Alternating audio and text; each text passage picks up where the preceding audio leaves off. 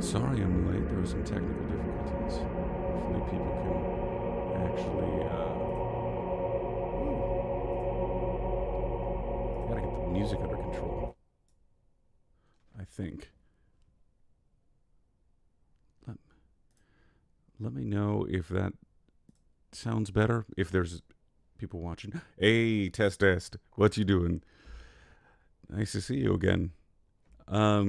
Test. I would like to do a test. Does the audio sound good? No music. Okay. How about now? Is there music now? Hey, DVS. Hopefully you're working. Oh, it's too loud. Hey, Devious. Hopefully you're working on your first army. Now that you got it all printed.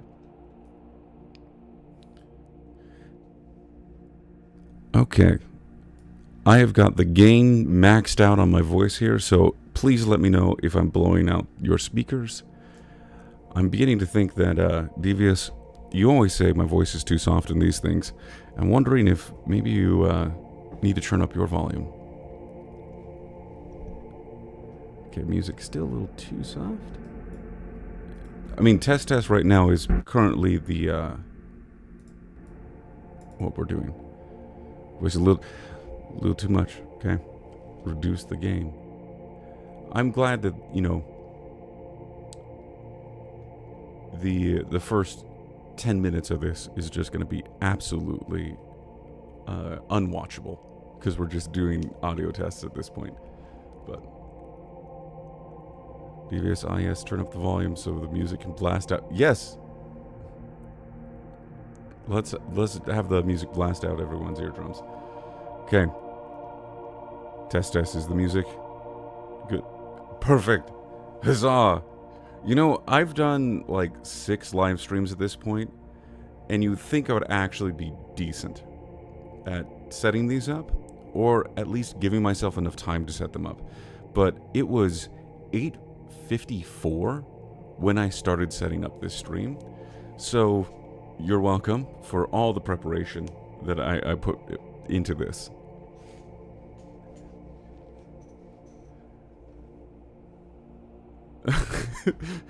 Yeah, thanks, Devious. I'm glad that even though this isn't my first rodeo, I'm in good company with other people like yourself who do a ton of streams. I do hope that I do another tournament. The tournament was so much fun, but it had a couple of drawbacks. One, I was sick through most of the tournament, and so that was like the final. I had 102-degree fever while trying to commentate over a 3-hour match. So I guess what I'm trying to say here is I have to wait until I get sick again before I can do another tournament. Maybe. Why also test as a VTuber avatar? Really? That's. I have a frog. Maybe that works. And Devious, you're always on the short list when it comes to tournaments. Yeah, I'm particularly interested there with Adam's Nightmare list, as you could put it. We had, 2 slow playlists, basically. Just high durability lists. And that's why it lasted for so long. I've never seen a match go where one unit was lost in the entire game. It was unbelievable.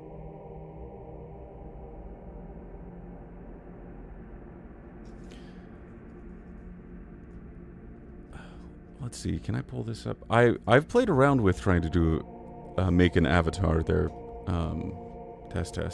Hey, Warboss, welcome. Let's see if I can.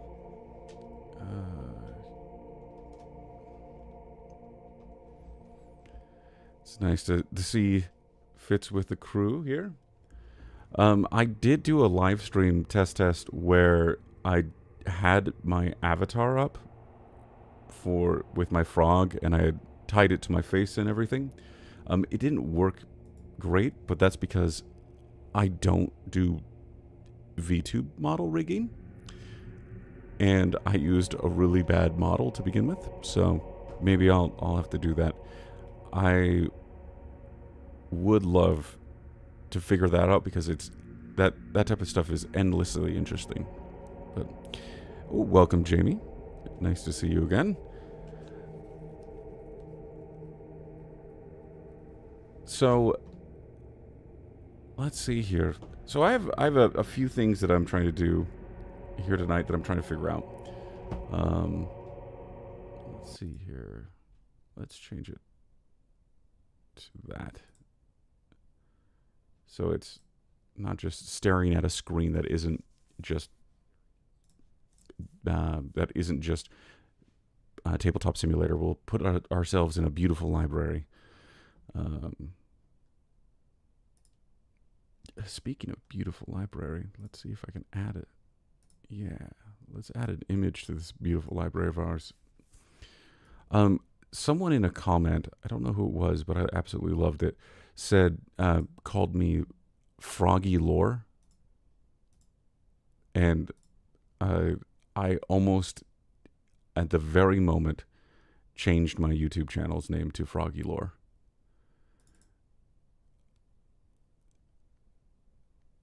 I don't know if everyone's picked up, but I absolutely love frogs, which is really funny because Saurian Star hosts aren't my favorite faction. You'd think I would go after them if frogs were my favorite.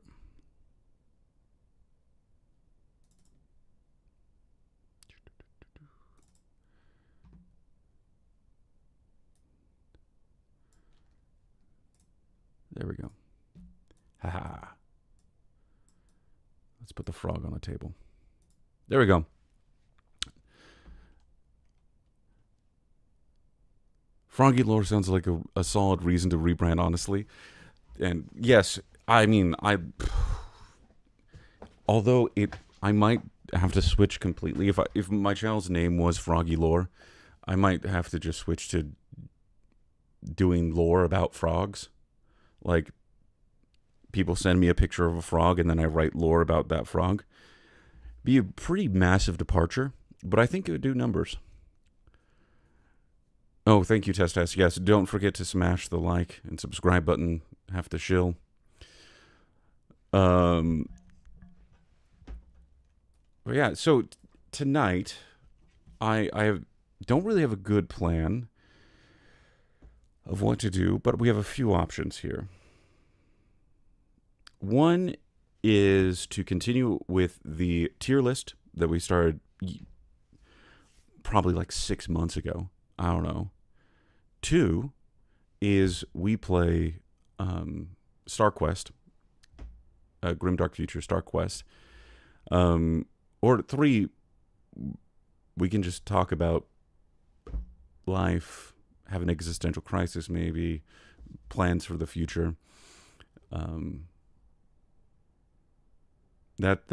There's a few different things with that. The StarQuest one, though, could be a lot of fun. I don't know. Any of these could actually be a lot of fun because there isn't an officially published StarQuest campaign yet.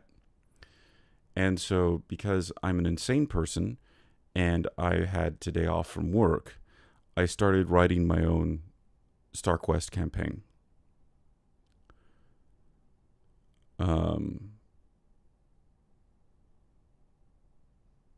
Not that I'm qualified to do so, but I'm not qualified to do pretty much anything else I do. So there's that. So,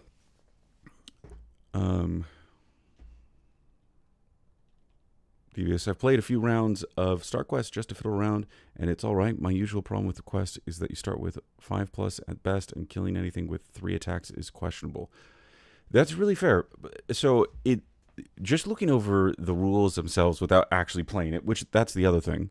I've never played StarQuest. And I'm here just doodling along, writing my own campaign for it, which I think is fair. If you're unqualified, might as well be completely unqualified for it.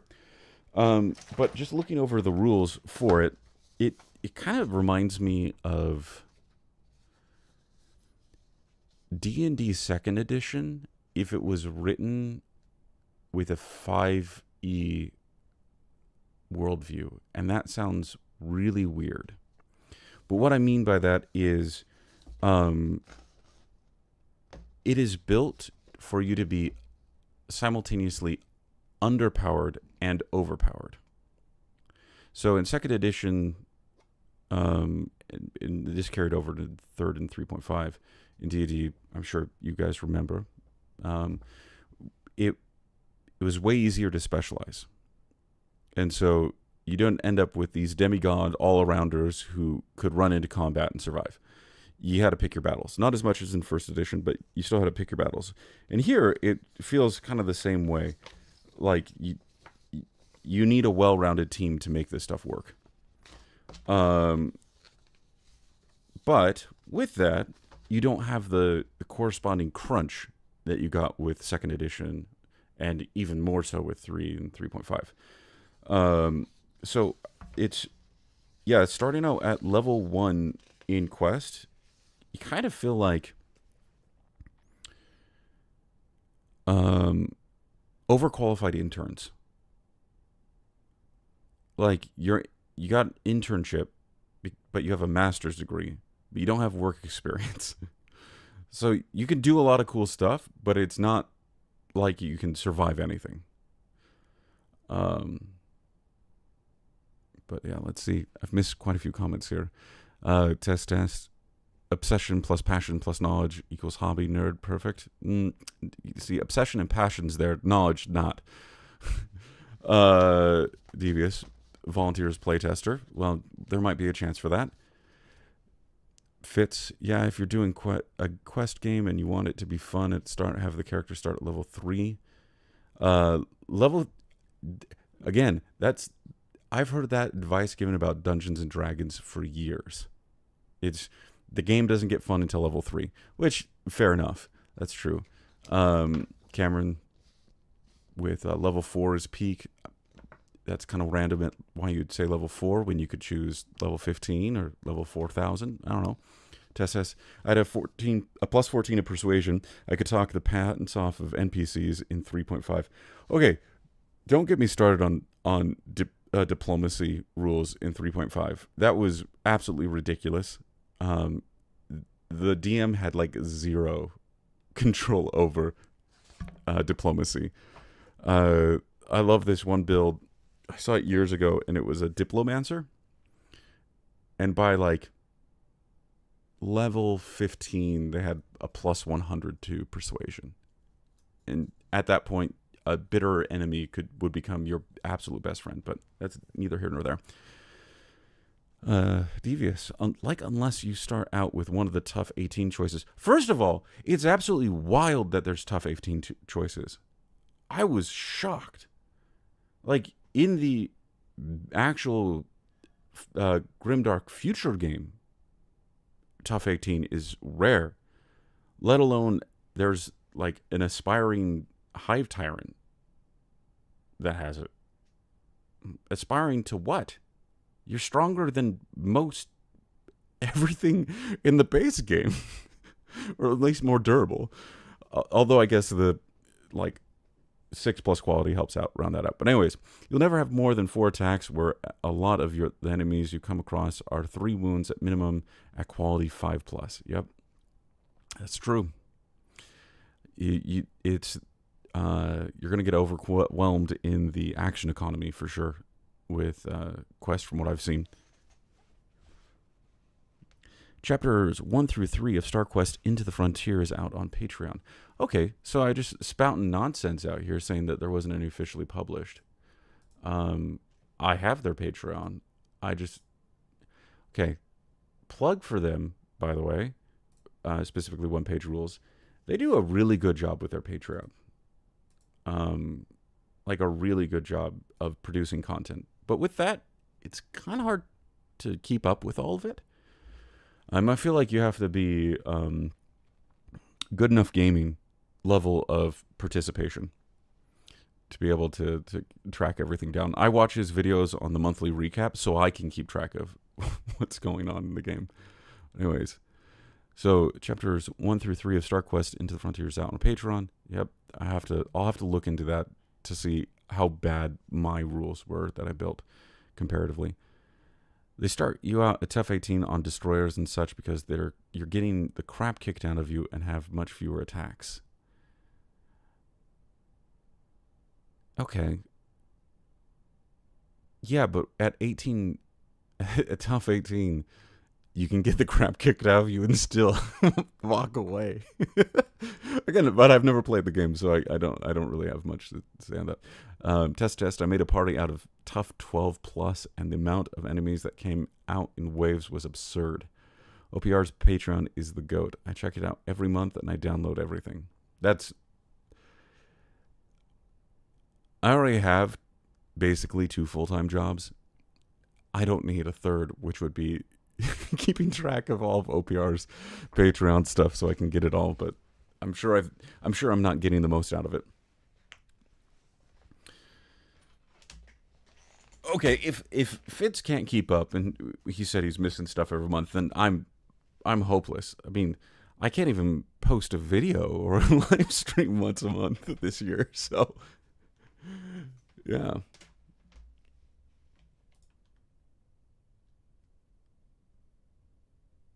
Let's see. So I got sidetracked by YouTube. Looked like something was going on with that, but that's neither here nor there. So, tonight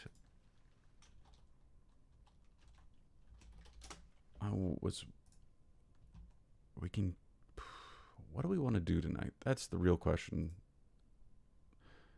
Commanders and historians. The tier list could be fun. Okay.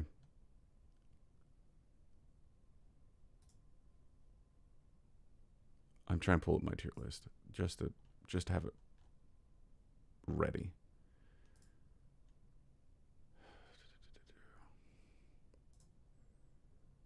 Okay, I have it ready just in case. At tough 18, Devious, at tough 18, you can't get your crap kicked out of you until you run into an RL on Annihilator Lord with a +3 and 9 attacks at AP4. Okay, Devious, I think your problem wasn't that tough 18 isn't strong enough. I think it's the person that set up the collection that you're going against was a jerk. Because that sounds absolutely terrifying to go against.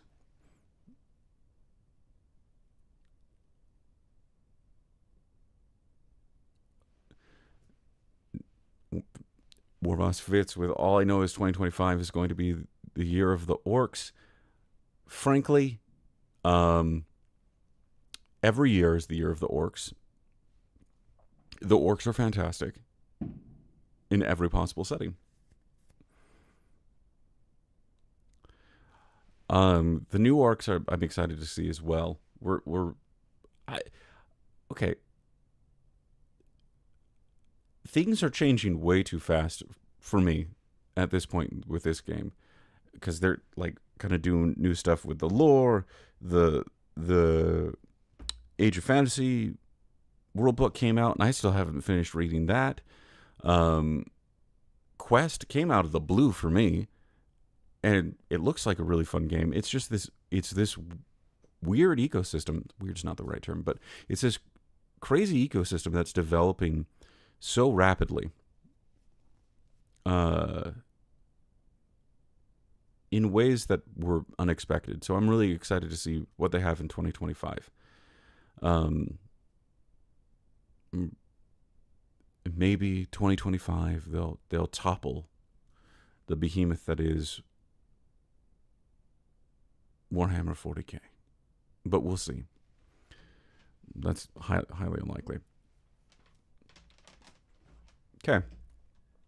Oh, I also want to make an announcement with this, which is I posted it on a community post yesterday, I believe, or today, I can't remember. But I've been trying to come up with a goal for 2025. And the goal I've come up with for this channel in particular, because I'm not going to give you all my life goals, that'd be crazy. I'm not publishing that in the world, is to do at least one video a month. And I'm going to try to do a lore breakdown video every single month. The delineation between lore breakdown and lore expanded videos is kind of no longer useful. I mean, there is a difference. Expanded lore, essentially fan fiction. Lore breakdowns, I try to stick to the lore as written. But the whole purpose of the expanded lore videos was to have a much longer runtime. I'll move my frog around just to add some spice of life there. Because if I read the lore that we had at the beginning of 2024, or sorry, mid 2023, I could read it in 5 minutes. Done. So with the expanded lore videos, those were there to give people something to actually listen to while they're painting. But now with the Battle Brothers, for example, it was a 20-minute long video, and it could have been 30 minutes if I actually went into the factions. And so there's enough lore as written right now that I can produce 20 to 30-minute videos pretty consistently with just lore breakdown. And so it doesn't feel like the expanded lore videos, there's not that necessarily niche either there. Plus, they got me into some hot water. Yeah, the expanded lore videos got me into some hot water because that's where people thought it was official. It doesn't matter. Anyways, test. I agree about the expanded lore, especially now that they are releasing their own. Yes, so I don't really need to do that.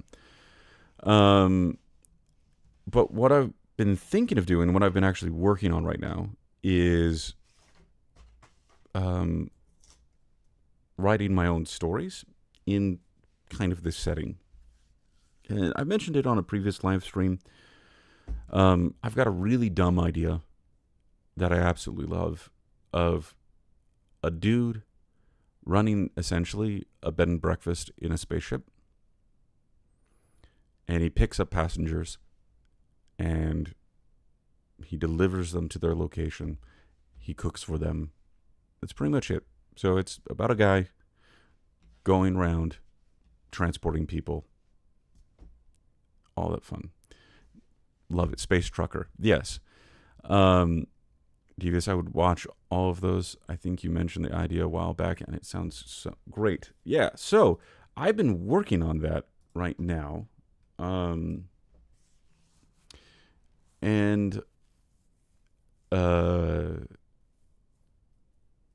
have episode 1 hashed out. The script for episode 1, I believe, hashed out completely. It's 10 pages long right now.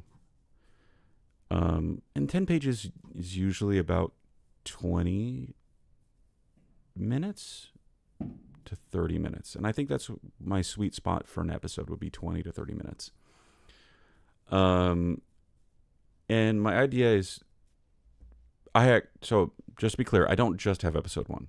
I actually have the entire story written out, which it's about 40 pages right now.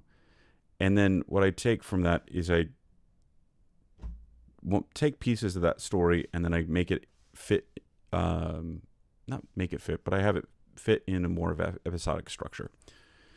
And I make some tweaks to make it actually fit better in the episodic. So I have the entire first storyline written out, and I'm turning it into episodes. And I've already started recording. I have part 1 of episode 1 already, the audio already recorded. So I'm hoping to release that here shortly. And then I'll be doing that pretty consistently. And it's been fun so far. Devious, if you want, I'll even write character/episodes. Sounds like fun.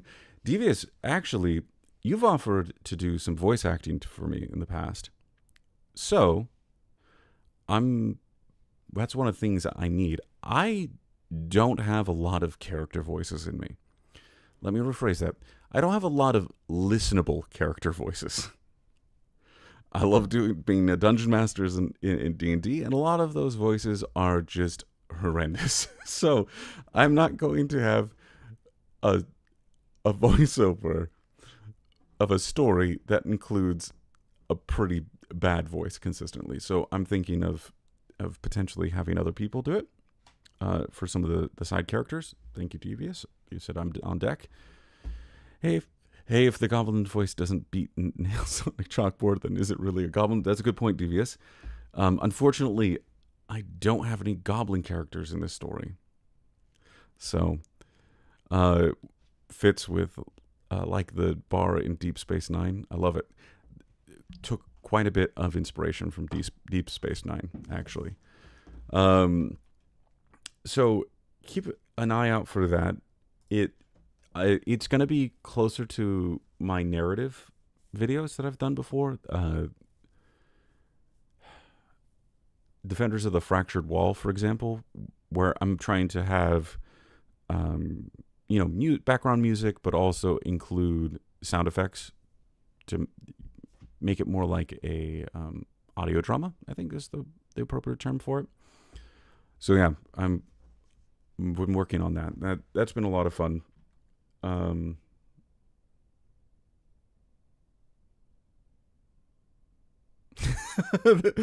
Yes, Devious. I did make you out to be an antagonist, but only because you submitted so much write-up about it that I had to take it. Like, you can't have a story, a good story, without a well-flushed-out antagonist. But you can get away with a story having a poorly fleshed out protagonist if it has a great antagonist. So that's what I was thinking. I made you the antagonist because you gave me the best content to write with. Test. I'm a huge audiobook guy. Me too. I even listen to old time radio. That sounds great. Okay, you mentioned old time radio. This is where it actually comes from. So basically, my channel and the reason why I do those lore videos with the sound effects is because when I was about 10 or 11, my parents bought me and my brother a set of CDs that had old-time radio shows. That there was one that was a comedy, so it had like Red Skeleton comedy show, a few other, I can't remember all of them. And then the other one, which is the one I really liked, had like thrillers and horror stories that were aired. So it had War of the Worlds. It had a few other ones. And the way those were executed really influenced the way I've enjoyed media. And so really, with all of these narrative stuff that I've been doing, I've been trying to recapture that feeling of when I was a young boy listening to those scary radio shows. So, yeah. It was, bro, WTF, I wrote my lore bits that the Void Fang laid them out in formation after the battle. Don't you quote my lore at me. Acting like I went around executing survivors. Hey, I know the victors usually write the history, but the omniscient third-party observer in this instance writes the history. So, yes, I misrepresented your Void Fangs. And I will stick by that misrepresentation till I die. No. So, yeah. So, I've been working on this for a while. I haven't really had much people read it. So, that's potentially a problem. But I have almost an elevator pitch that I'm going to read out to you guys so you can kind of get a feeling of what that story is going to be like. In the grim dark of the far-flung future, humanity has found a foothold in the strangeness of the Sirius sector. Some have forged their homes on the relative safety of planets. Others have built up space stations of economic or militaristic power. And others still have become wanderers, exploring all that their new home has to offer. Among these wanderers flies Marcus Webb, a veteran of the Human Defense Force's Culinary Corps, who now acts as a pilot, mechanic, host, and anything else needed to keep his ship, the Wandering Hearth, running. And then it goes, join us now for a journey aboard the Wandering Hearth, where every passenger has a story, every meal might be someone's last, and where one man's quest to preserve the simple grace of hospitality continues among the cold of deep space.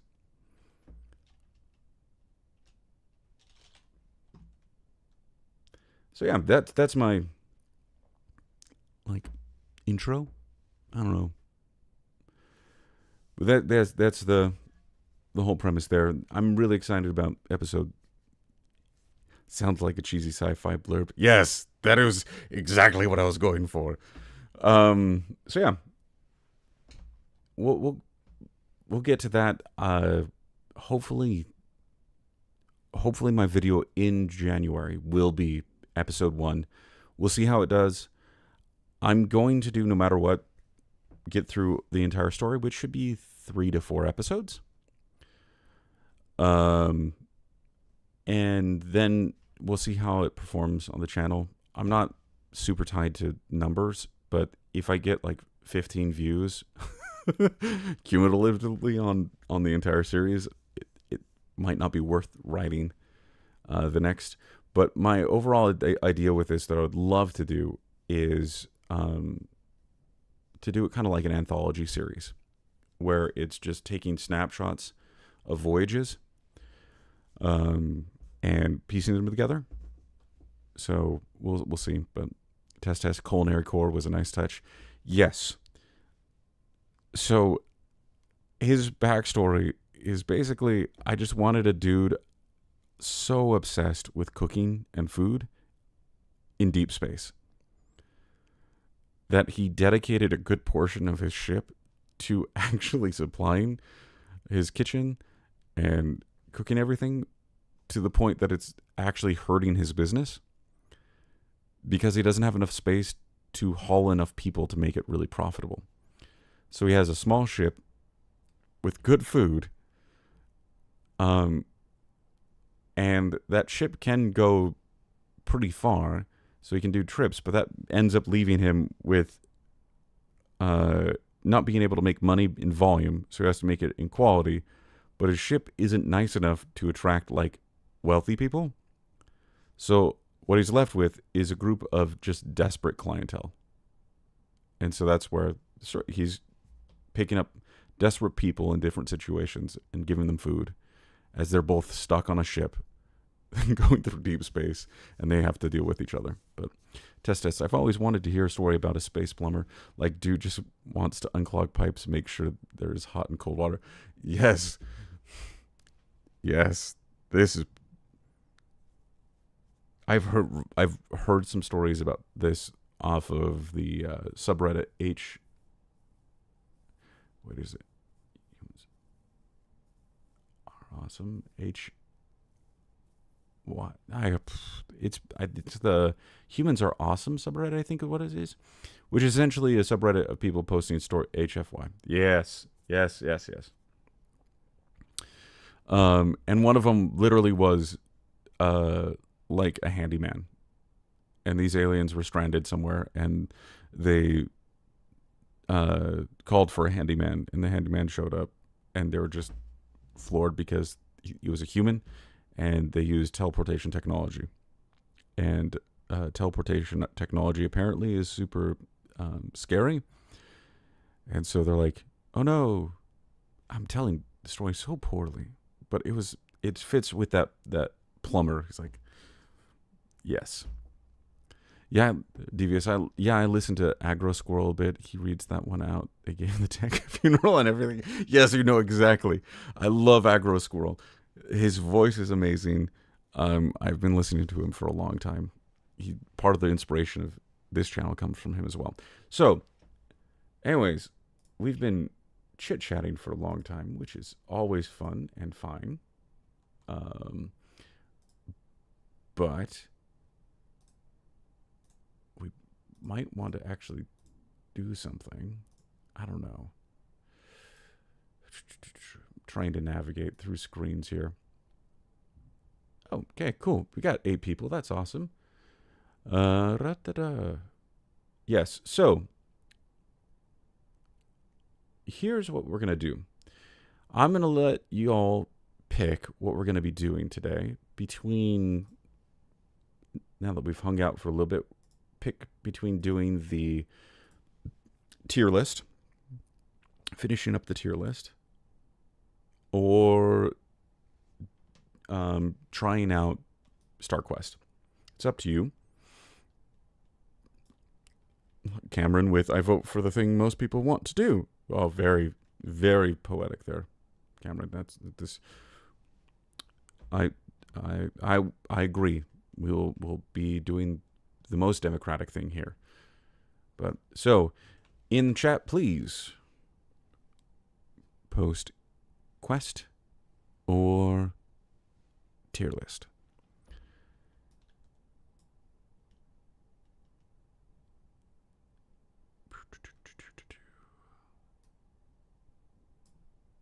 And I think Jamie gets double votes because there you are, because they didn't get to join the voice chat when we did the tier list last time. Oh, Jamie with the knife. Okay, so we've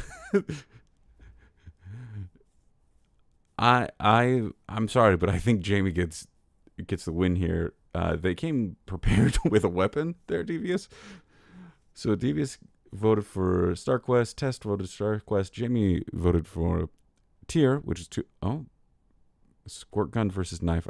Knife wins. So far it's tied.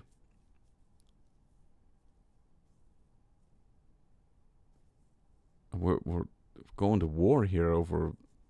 It's kind of like that episode off of Community where they had to fight for priority status, priority registration. Yes, and now we're fighting over double voting rights. And Redford with the healing heart. Okay. Warboss, have you voted yet? Because we're currently tied. The schism, the civil war that's going on could be solved here, Warboss.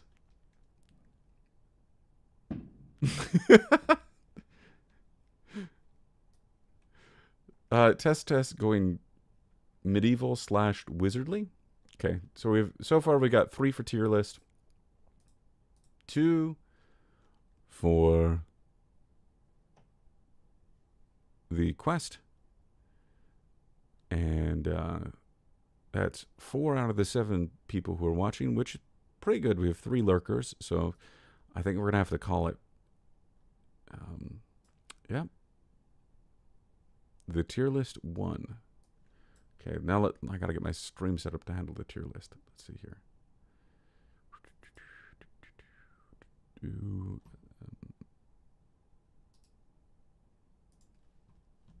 Oh, did it work?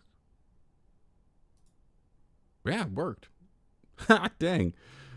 I was surprised by that. Hey, no casting magic in my chat. Okay?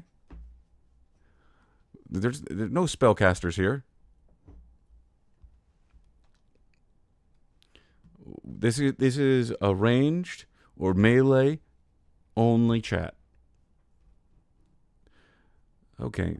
So, I think I've said now we're going to move on to the tier list. And I think I've said some controversial things in the previous live stream that we did where I put alien hives into F tier.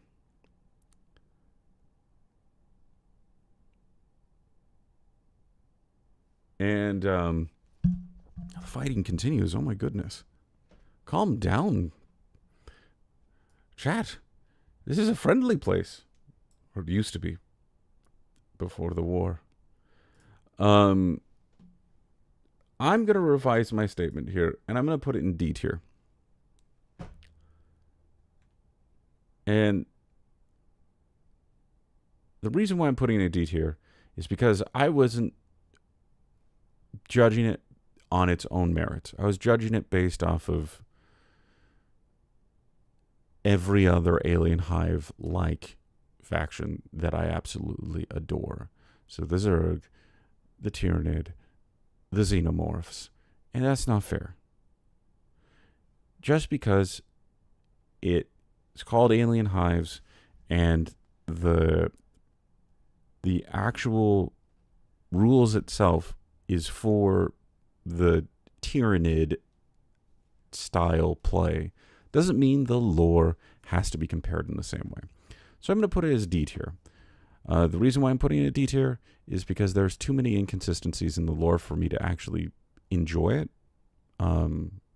very much. So, anyways, now that I've provided that statement, we can continue. I should probably do a summary of what we're doing here, but let's get caught up on the chat. Okay. Test. I wasn't super excited about Alien Hive's 2D minis. They are too human-like. Interesting. I didn't think that, but I could. Let's look them up. 2D minis.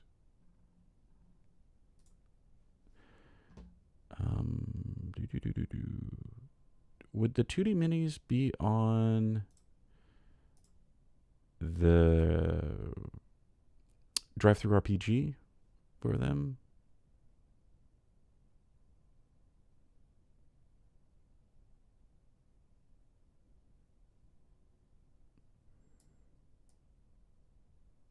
Let's see.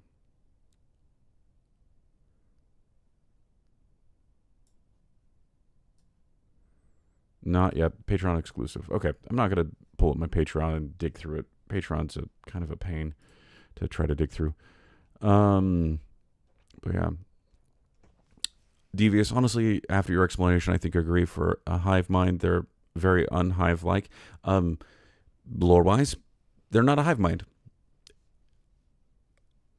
It's wild. They might have a shared connection, and they can communicate telepathically, but that doesn't necessarily make them a hive mind.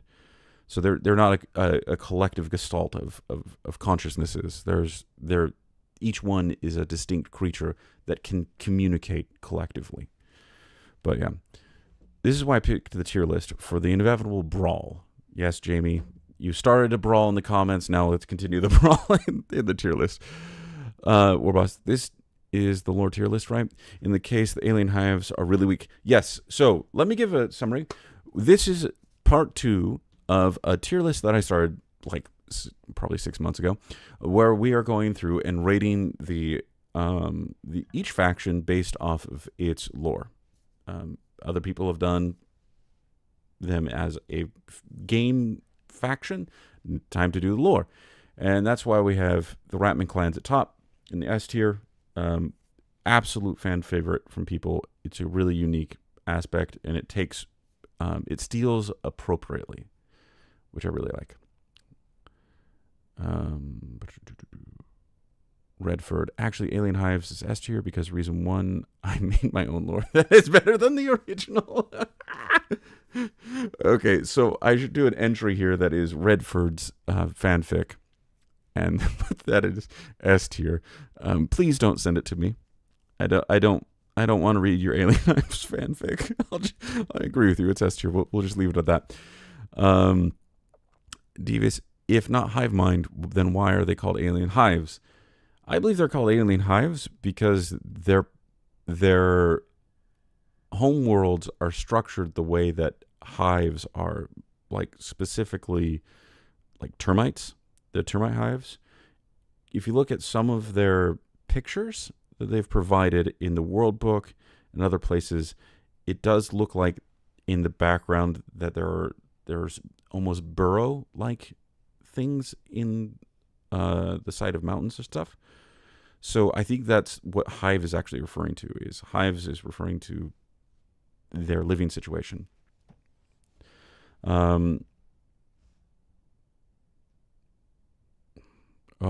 Protoss mentioned here, less of hive mind, more like a Kala sort of thing, like Protoss. Probably. Or boss, isn't there a thing like eco-terrorism in space, or am I making them cooler in my head? Yeah, you are making them cooler in your head just by calling them eco-terrorists.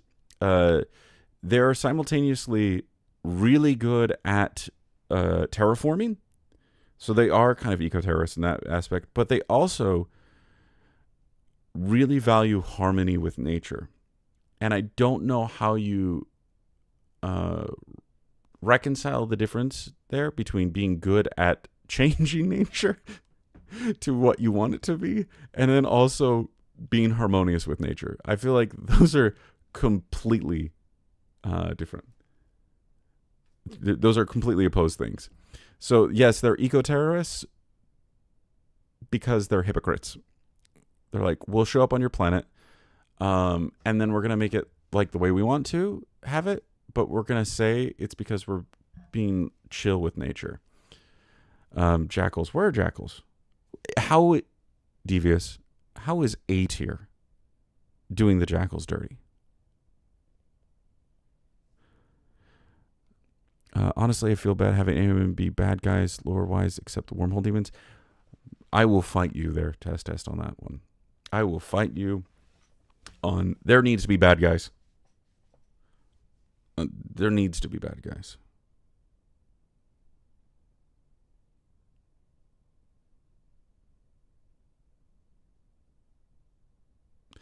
Human Defense Force, you're also hypocrites? Did we just become best friends?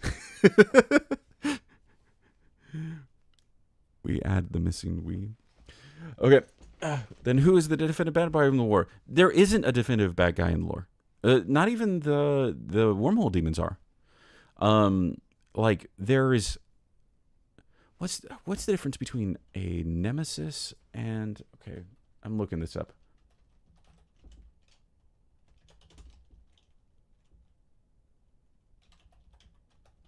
And difference between nemesis and antagonist.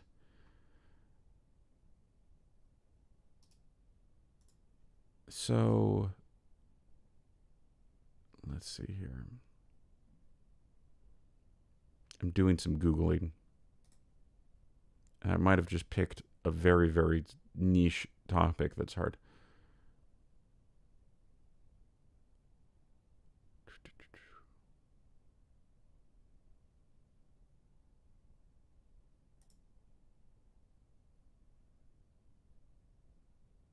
Okay.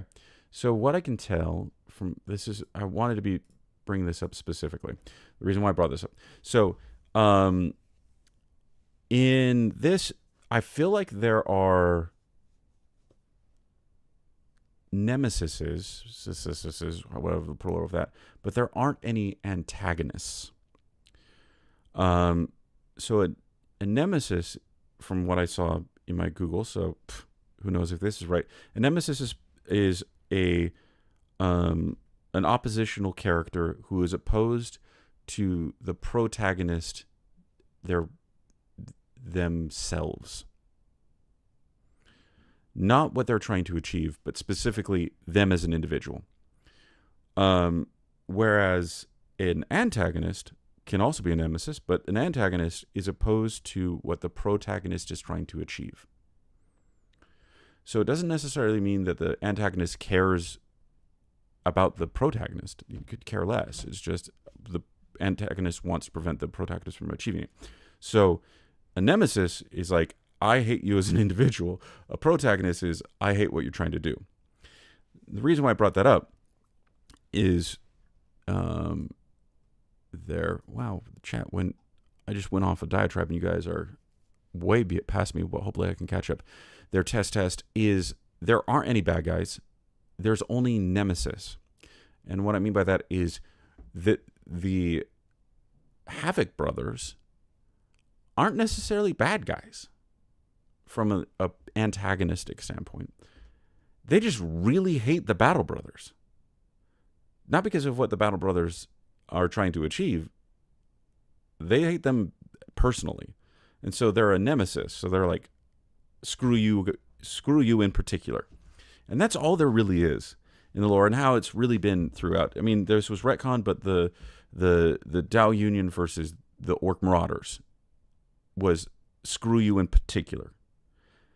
And that can have a lot of narrative fun, but it doesn't really like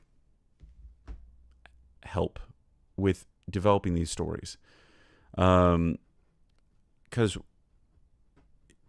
when you have a good guy or bad guy, so that's more of the antagonist versus the protagonist setup, you can tell a lot of really interesting stories.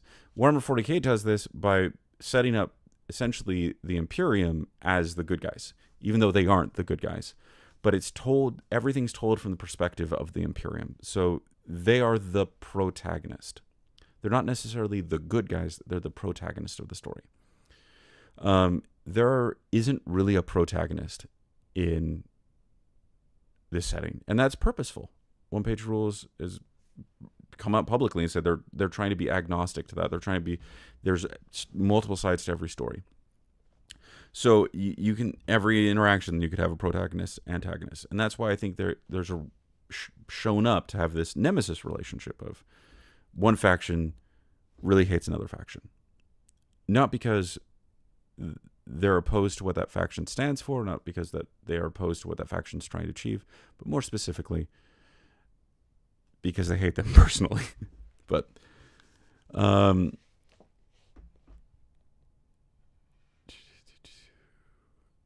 40k, everyone is bad guy. In OPR, freaking nobody is a bad guy. That's true. No one is a bad guy, really. I don't know. Maybe. There might be one or two. Hot take for the entire lore, OPR took it too far and finished the storylines. Like with Alien Hives, there was a massive invasion war, and the Tau users just fixed it when they got to talk to them. Yes, everything's wrapped up too cleanly. I've mentioned this. I'm way behind you guys. Holy crap. Sorry about this. I've mentioned this previously, that the setting as it's written feels like there's no wars currently. We're in a sector full of, that had wars, but not currently. We're full of conflicts and skirmishes, but no wars. Yeah, it's a little tough that OPR doesn't show the dark and dirty sides of each faction. I feel like they all could be good guys in their own way. So I'm going to read quickly. Okay, cool. So we're keeping kind of in this vein, but really I think this all boils down to one thing, and one thing only, and that is, Devious, you nailed it on the head. Lukewarm take. Grimdark Future isn't Grimdark. Exactly that. It boils down to the fact that they're using the term Grimdark Future in the title, but they're not delivering on Grimdark Future. I mentioned this when I talked about the World Book. Even in the World Book itself, on the very first page, it says Grimdark Future, and then it gives an overview of the setting, and it's a very grimdark setting. And on the very next page, it's grimdark, and then you go through it, and you're learning about the world, the human civil war, and on the 14th page, it stops being grimdark.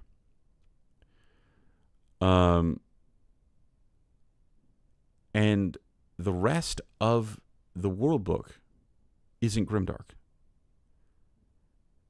That's it. They're using the word grimdark when their setting isn't, which would be fine if they used a different term.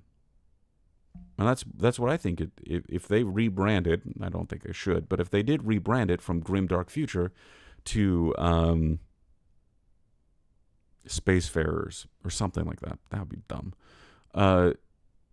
There wouldn't be this problem, because there was no promise made to us as consumers that it would be grimdark.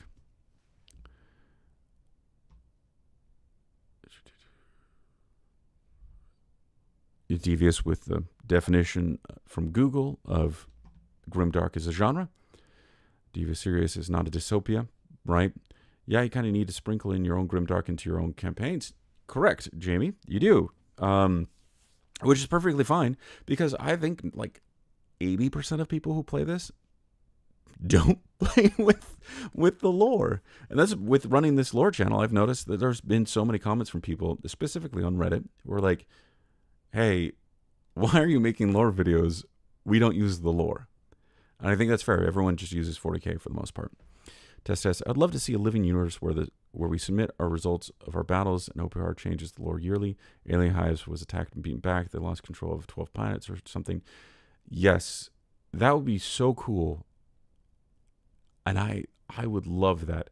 I think really, Test, with that idea, it would be really cool if that was the tournament scene. Like there was some sort of tournament scene where that information was compiled, gathered, and then submitted in doing like news reports or something. I think that'd be really cool. So that way they wouldn't necessarily have to integrate it into the lore, and OPR's rather limited team wouldn't have to be doing that. But I really like that idea. Fitz, set it back to the rift, the galaxy exploding, the humans are thrown in, the robots rising up, the dwarves dug too deep, etc., etc., etc. Yeah, like,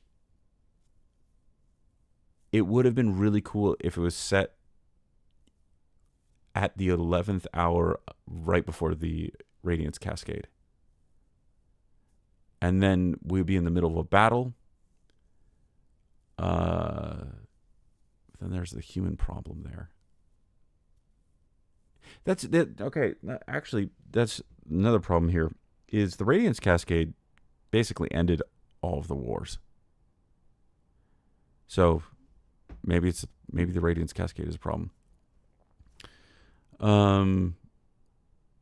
Yeah, Devious. Warhammer 40K did it. I think it was 5th edition. They did something like what Test said, where they tracked stuff and then ran with it. It did go sideways, but it went sideways because Chaos won. And so with this, it only goes sideways when if you have a favorite faction that you want to win. So this could, since they're agnostic to all the factions, it would be fine. Jamie Tano had said elsewhere that the name is kind of legacy, but it's too late to change it without screwing up their marketing. Yes, exactly, Jamie. They need to change it. They can't change it because Google would sink them from a SEO standpoint. Newspapers would be dope. I'm all in favor of having a competitive scene that does some cool publishing narratively. Divas, I kind of want to run a campaign in GDF, something rules like Tiny Frontiers or something. Tiny Frontiers looks like a good system. I'm not familiar with Tiny Frontiers.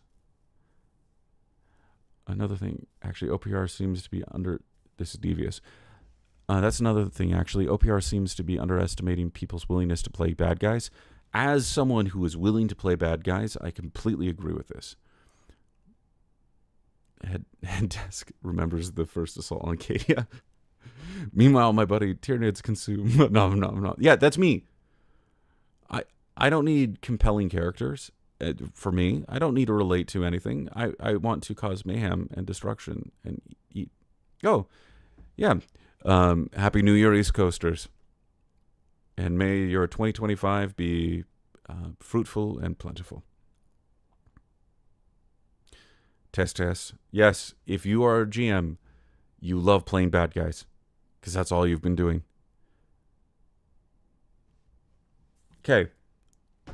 Now that we got sidetracked beautifully again, and I feel like that was just absolutely delicious intro to our tier maker.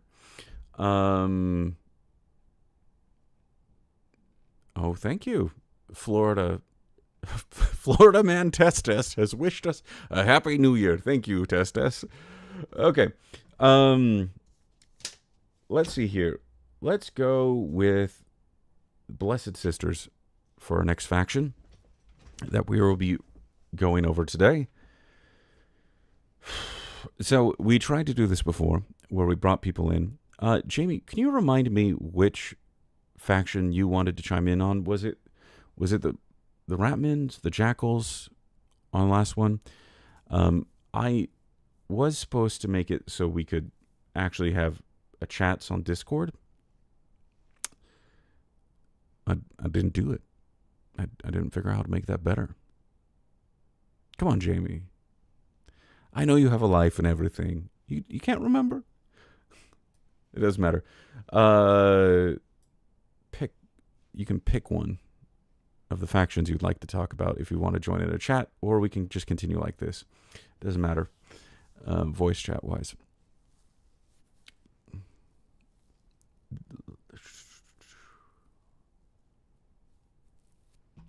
I'm gonna pull up one-page rules here. Open up to their lore.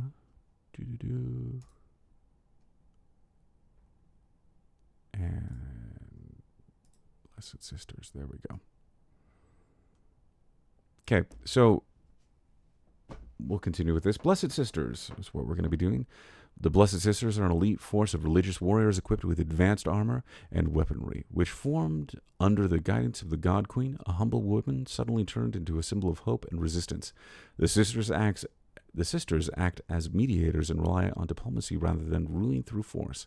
This has left them without the power and resources of other factions, dependent instead on an ever-fragile web of alliances and donations.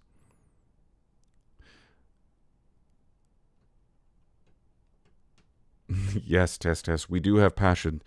That's why you guys are up past midnight, Test, and some of you past 9 p.m., depending, somewhere in that range, and watching a little tiny streamer talk about random crap. So thank you. So, Blessed Sisters. I really enjoy the Blessed Sisters. Their lore is great because the idea of Salvation Army nuns is so great.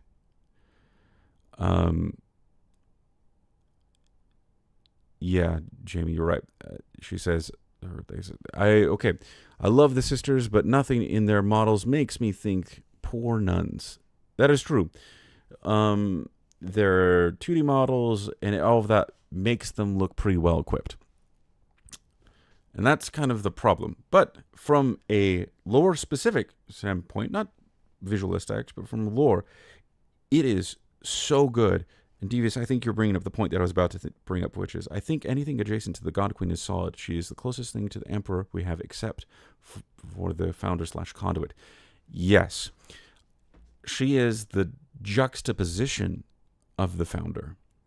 And so we end up with two different means by which power was attained. One was through back channels and manipulation, and then a coup, which led to the founder being in control. And then we have the God Queen, which was just a person who stood up in a good situation and then became a symbol for unifying humanity. And so those are just two different paths of power. And it reminds me of Machiavellian politics, specifically from, the book, The Prince. And a lot of people quote the line, "It is better to be feared than to be loved." But the actual context of that, and I'm sure all of you know, which is that he outlines the degrees by which power can be maintained, and one of which was, Machiavelli said, that it is best to be loved. But if you can't be loved, be respected. But if you can't be respected, then be feared. And that's where he starts. He says, best to be loved, fear is the worst. But then he goes on to say that you can't force people to love you. So you can't control it. So as a ruler, love is out because you can't check to see if people love you. You can't force people to love you. And you can't, so you have no control over it. Respect, he then goes on, respect, you can check to see if people respect you. You can put them in tests. You can even train them to respect you. But you can't know to the limit by which that respect is done. So he then concludes, because you can force people to fear you, you can control that fear, it is better to be feared than loved. And I feel like the God Queen is the antithesis to that Machiavellian view, which is the founder brings in. And so I really like that. And that's part of the reason why the Blessed Sisters, to me, deserves to be A tier, is because their origin is from that God Queen figure, and then they extend it out. And then on top of that, they're the roots of the Human Defense Force. They're the roots of the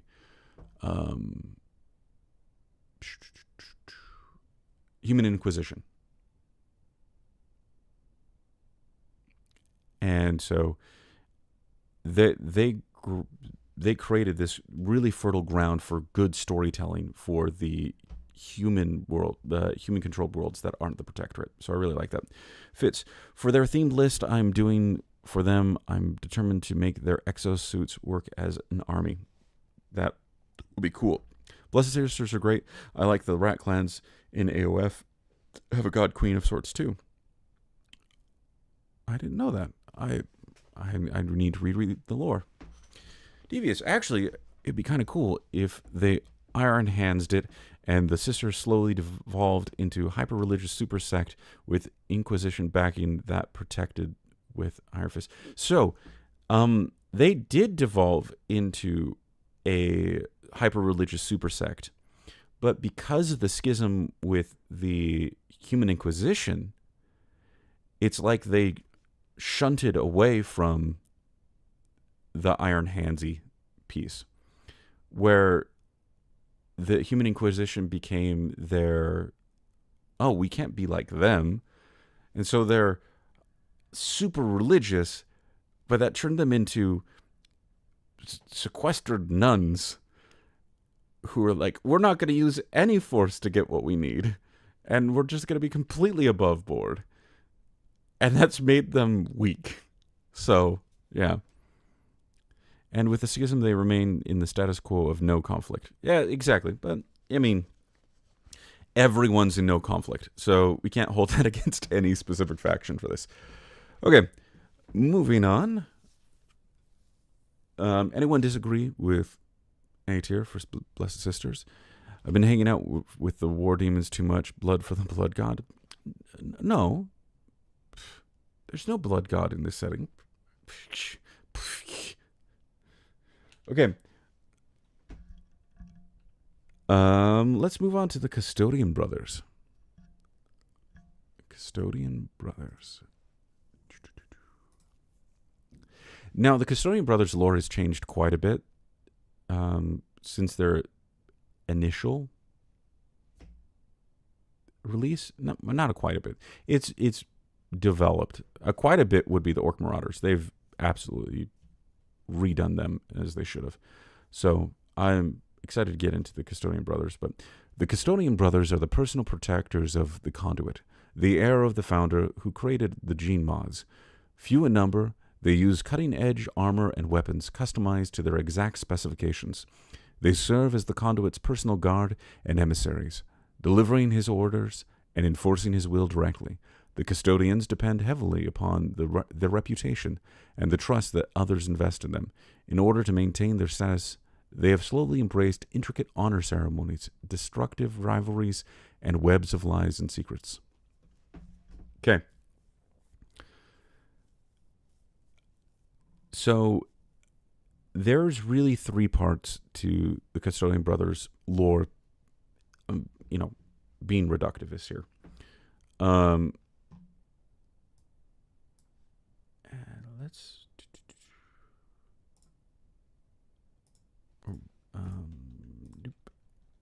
we're gonna grab this one. My frog needs to be on the page. I realized I didn't have my avatar. We'll make him real big. There we go. So the Custodian Brothers lore is kind of broken up into three parts. One is pre-Sirius Sector, then there is early Sirius Sector, and then there is modern.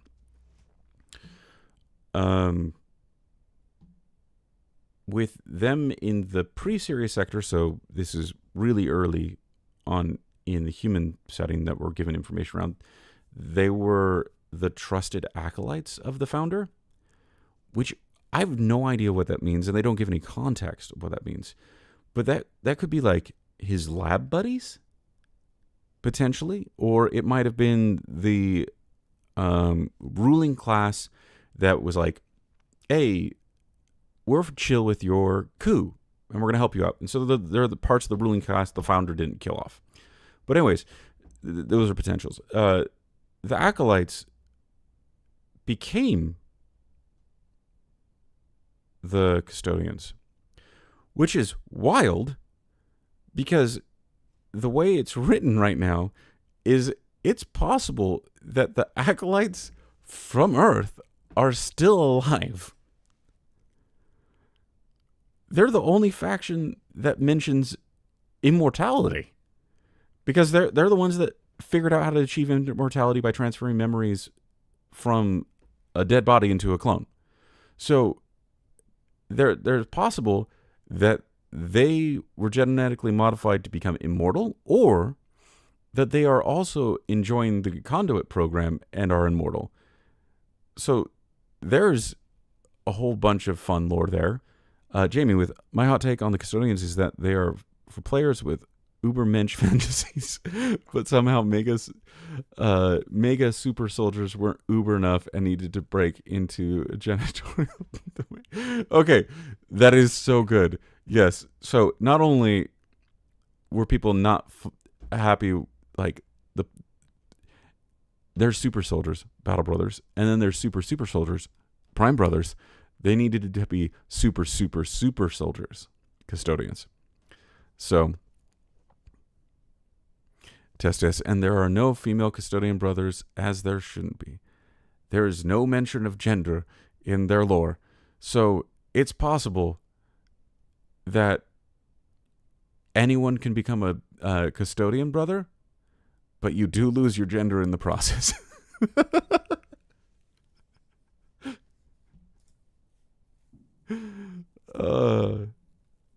So yeah. This was kind of early on in the lore in 2023, where they mentioned the conduit program around transferring memories, that the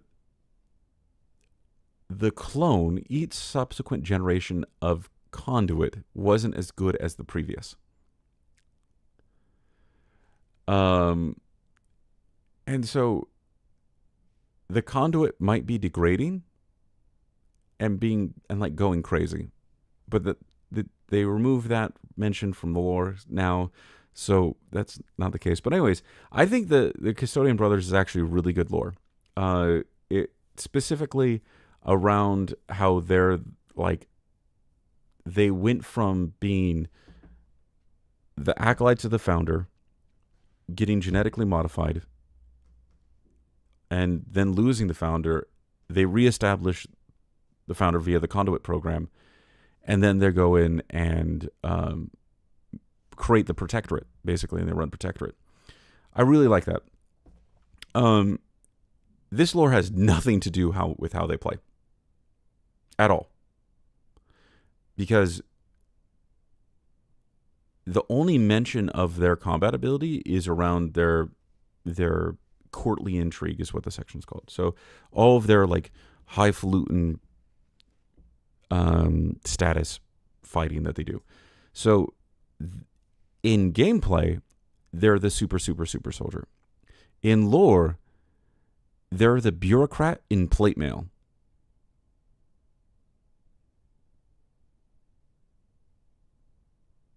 Jamie with, I'm sure Tano has said there are women in the various bros. It's just battle person. Sounds horrifyingly lame. Yeah. Battle brother isn't cool either. I'm just going to say it. That's my hot take. Battle brother's not an especially cool name. The conduit breaking down and sending the custodians out on weird mission would be a good plot hook to a campaign someday. Yeah, thank you, Fitz. That would be a great campaign. There's also another aspect of this, which could be that the custodians like look at the conduit and see the conduit start going crazy, and they're like, time to replace them. and so they just off the conduit and make a new one. Devious. I think they were trying to emulate Primarchs and Custodes in those who were both warriors and rulers. Yes, exactly. They were trying to do that. But the lore, there are bureaucrats in lore. And so this is, again, kind of the juxtaposition. Not as bad as the alien hives, but still kind of bad, where the way their lore reads is not the way they play. So I'm not going to hold that against them, but I am going to say that they've got a good lore foundation. They're interesting enough, and it's a unique take. I'm going to put them in B tier, mostly because they rely quite their lore relies quite heavily on the Blessed Sisters, the Battle Brothers, and the Havoc Brothers to really flesh out their background. And since so much of what is actually written is about how they're just bureaucrats, it's not as interesting. Or Fitz, or they see that he's going down, so they manipulate him to do what they want. Master Custodian Brother Wormtongue. Oh, yes. And then what is, like, Master Custodian Brother Gandalf the White show up?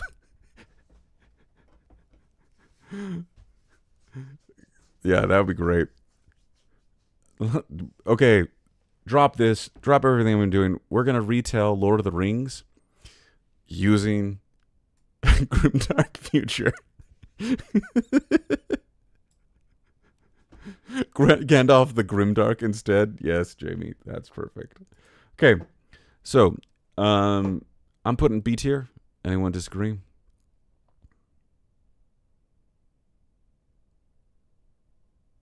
I don't see any people disagreeing. That's fantastic. It's not fantastic. People aren't disagreeing with me. It's just, it's whatever. Find it. Come on. Where are you? Is it here? Yeah. Well.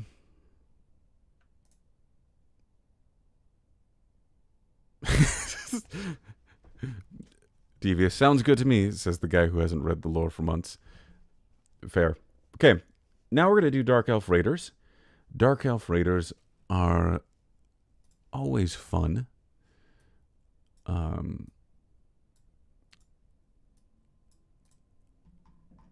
me pull them up here, and so that way I can do my best job at reading, which I always try. The Dark Elf Raiders are disparate gangs formed by surviving members of the underclass after the Elven Empire collapse.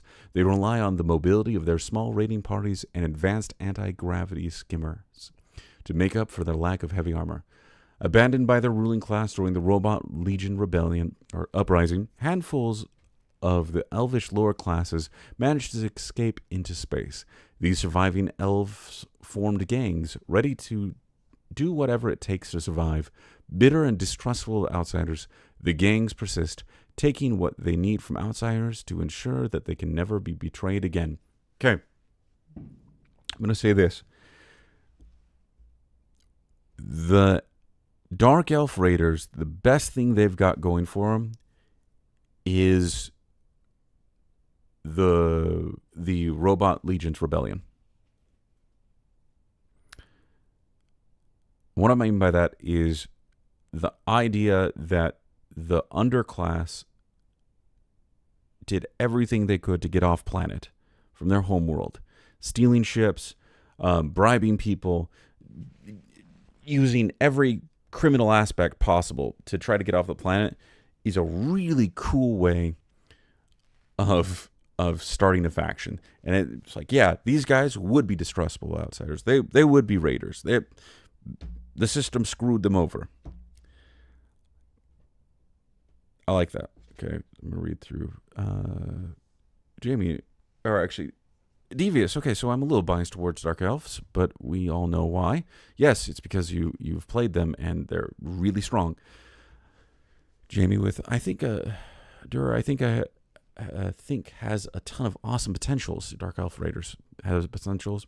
The peasant survivors of their leader's betrayal, it really is delicious from a story telling potential. Yes, completely agree. The problem with that is the potential kind of goes nowhere.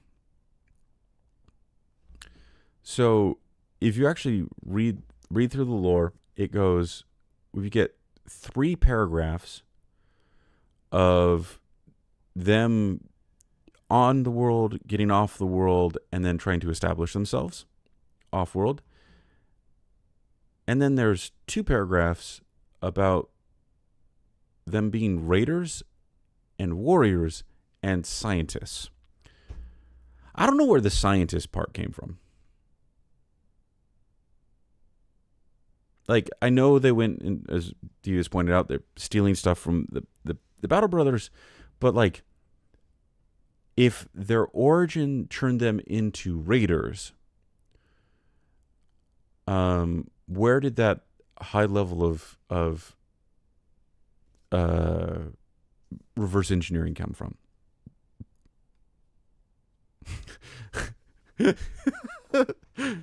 Devious. John Connor the elf. Let's go. Devious. Ice cold take. BTW OPR lore has a heavy tendency of saying absolutely nothing. Yes. Some of their factions, yeah, that's true. So we end up with like this really cool foundation, and then we end up with like a shack built on top of it. I think there's tons of potential here for them to be like, we are raiders because we don't want to establish a location because we're still afraid of the robot legions. I think one of the reasons why this faction actually suffers lore-wise is because we don't have an established timeline after the arrival of humans in the Sirius sector. Fitz. Their lore kind of stops being pissed off and angsty out in space doing small stuff. Yes. Now, that can be perfectly fine if it hasn't been a long time since the Radiance Cascade. That's it. If they're like, let's say it's been 50 years since the Radiance Cascade, which it's been longer than that, but let's say it's been 50 years. Then them being marauders in space, being angsty makes sense because they're still scared of being chased down by an undying legion of robots. They're not going to set roots. That's it. And so their story is right before the Radiance Cascade and right after, and then it stops. If the timeline is small, then their faction's great. But if the timeline's small, then what the heck is going on with the Titan Lords? Humanity shows up, and then 50 years later, we have such a massive golden age of industry that we're pumping out like 3rd generation Titans. It doesn't work. Jamie, yeah, the science bit makes no sense. They should be the Jackals level, really. I mean, the Jackals should be way more advanced than them because the Jackals started collecting technology before the Radiance Cascade. And so their timeline's longer. So, Devious, how much of the world book could have been squashed down into one sentence, be honest with me? 0. I won't be honest with you. You won't force that out of me.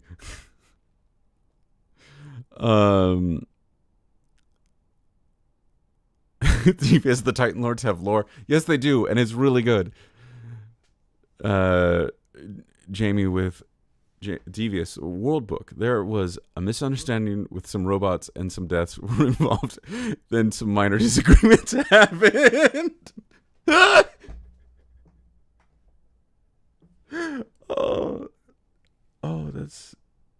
That's too true. Yep. And we're currently in the minor disagreements phase. No, the World Book was not a nothing burger. I completely disagree with you on that, Devious. The first 16 pages were absolutely fantastic. Now, the next 40 or so pages, you might have a point. Oh man. Hopefully we're far enough into the stream that none of this is going to bite me in my butt by saying all this. But yeah, anything relating to the inner sphere in the world book, I just ignored. But anyways, so with that, Dark Elf Raiders, great foundation, great establishment with other factions. There's mention of Battle Brothers. They're stealing tech from. There's the other Elven factions. There's the Robot Legion. There's so much that you can play with here. It's a really fertile playground.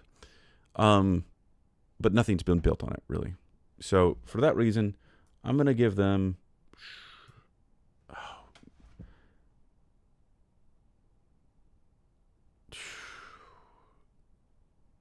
Okay, they're a really high C for me. They're kind of average, but they're setting the bar of what average is for me. So that's why I'm putting them there. Okay.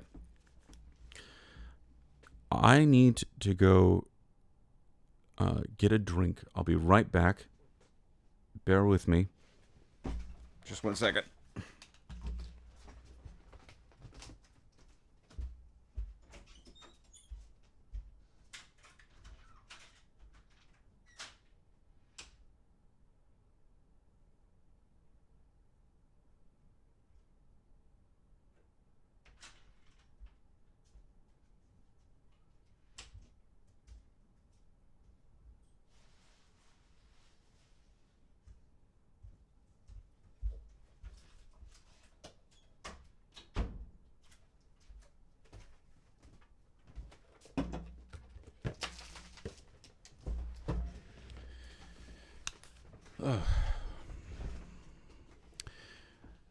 Thank you very much. I'm back.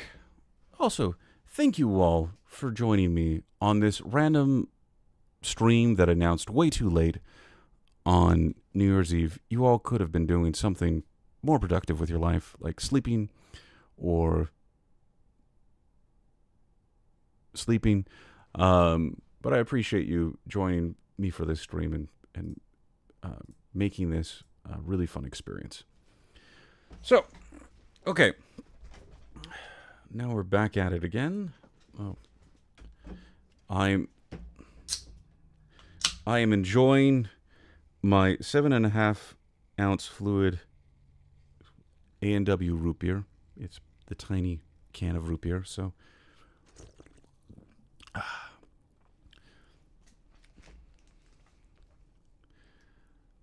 I'm glad that you get to nerd out with me, Devious. Fitz, if they had made the Dark Elf Raiders a mirror Bizarro faction to the High Elves, I would say higher. Yes, kind of like the...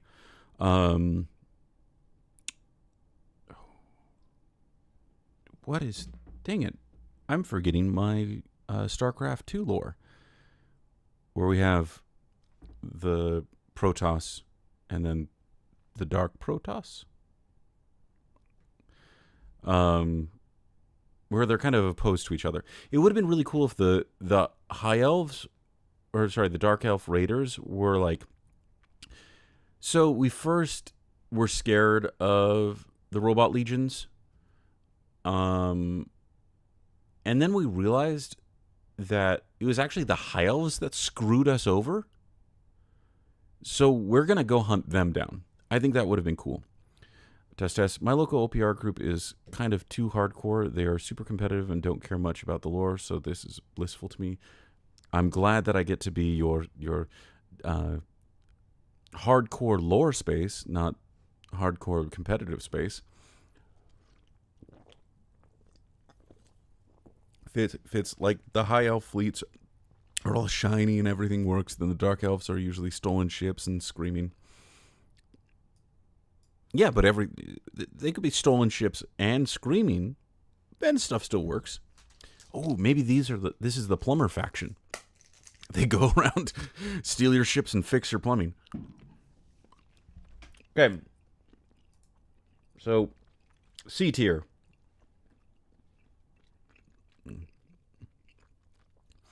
Now let's do the dwarf guilds. Okay. Let me pull up the dwarf guilds.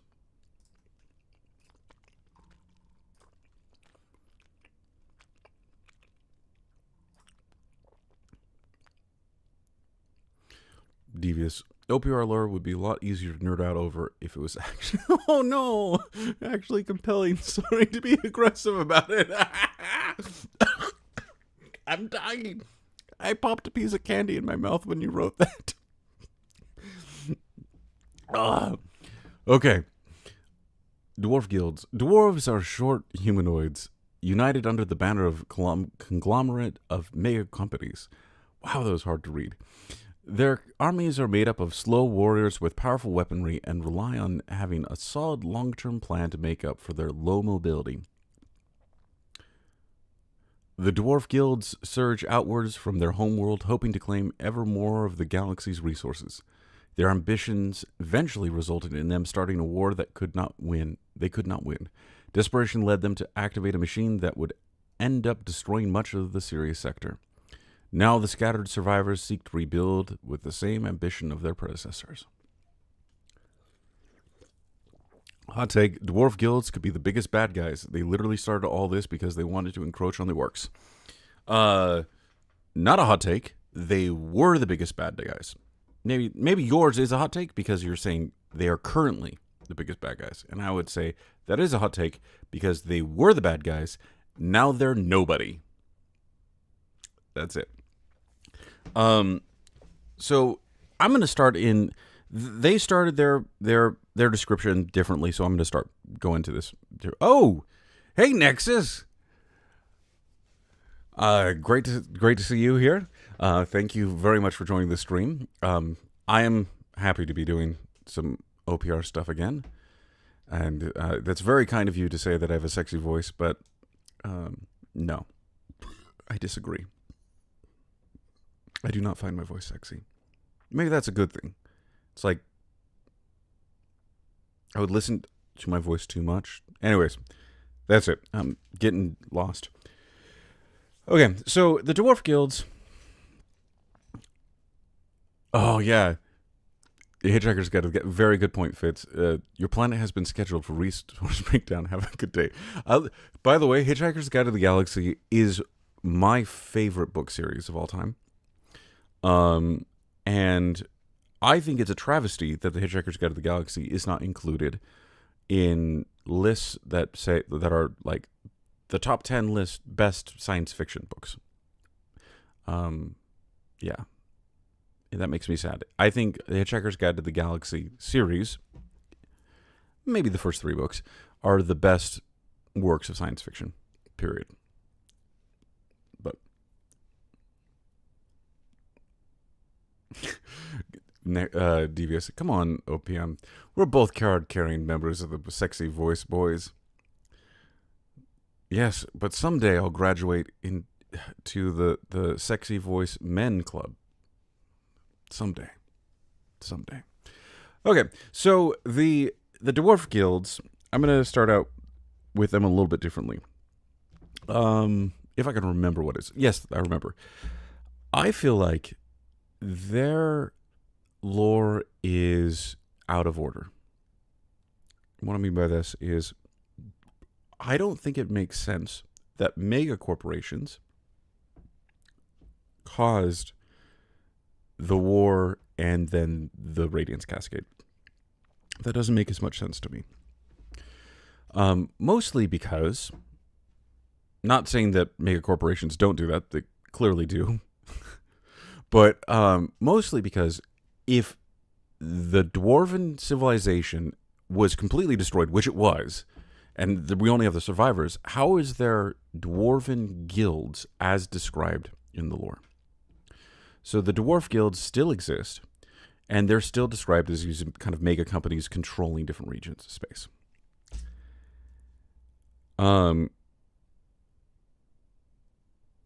It makes more sense to me because the way they kind of describe it is a little bit like Fallout, where they had the massive companies set up the situation where the nuclear bombs went off, and then the vaults and vault tech and all that fun stuff.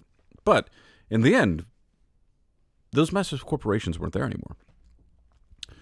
So the longevity of those corporations from before and after the Radiance Cascade, is a nitpicky point for me.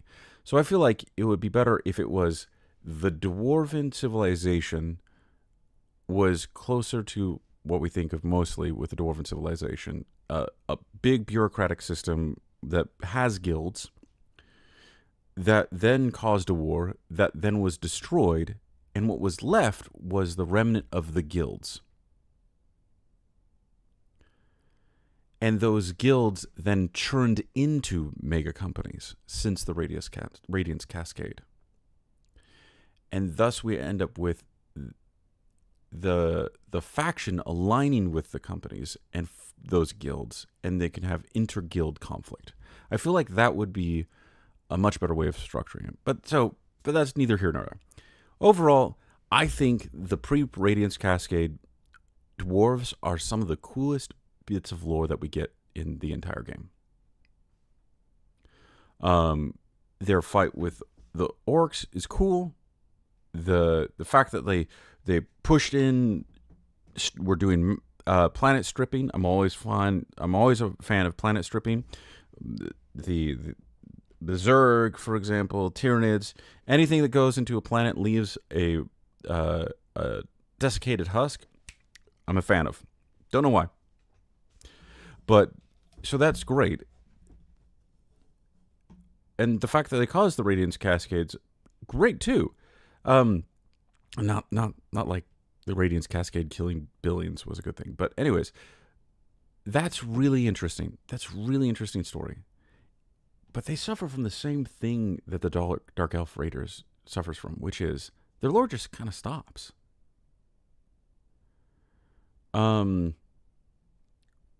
We hear about what they're doing now from a standpoint of what their society is like. So that after the Radiance Cascade, they've just been kind of regrouping, which makes sense. But it comes down to, that makes sense if it's been 50 years, 100 years since the Radiance Cascade. It doesn't make sense if it's been 500 years. They're not that slow. If they were that slow, they would have been pushed out. Because humans took over pretty much the space where the guilds were. Jamie, yeah, everyone kind of decided to chill with the dwarves. What the dwarves is, they unleashed humans on the galaxy. Yes. I mean, maybe unleashing the galaxies, the humans on the galaxy might be one of their lesser crimes. But that's the other thing. If it's been 500 years, let's say, and they haven't recovered to this level, they would have been wiped out because everyone else would have been like, hey, we're going to just murk you for doing that stupid thing. Now, you could say that because the Elven Empire is not there anymore, and the orcs really aren't there anymore, that the civilizations that would have known what happened aren't in power anymore, so they can't really punish the dwarves. But I'm pretty sure the orcs would just not be done fighting them. So, yeah, for me, I put them as C tier. Because they suffer from the same things the Dark Elf Raiders do. Without bringing a lot more of... test. You're going with C or D. Yeah, I'm going to put them at the bottom of C. Yeah, they can't get in the same rank as Battle Brothers and Alien Hives. I might even push Battle Brothers up to C. I don't know. Oh, I remember why the Battle Brothers were so low. The Battle Brothers were in D because I don't like their detachments. The Battle Brother base lore, great. The detachment lore, not developed. Rye, welcome Rye. Thank you for chatting. Are you going to do lore videos for Age of Fantasy? Don't know the lore, but those models look better personally. Okay. I don't know if I can do Age of Fantasy. And I think it really boils down to, I really love high fantasy. And I don't know if I can deal with another Alien Hive situation. But Shadow Stalkers are sick. I agree with you there, Devious.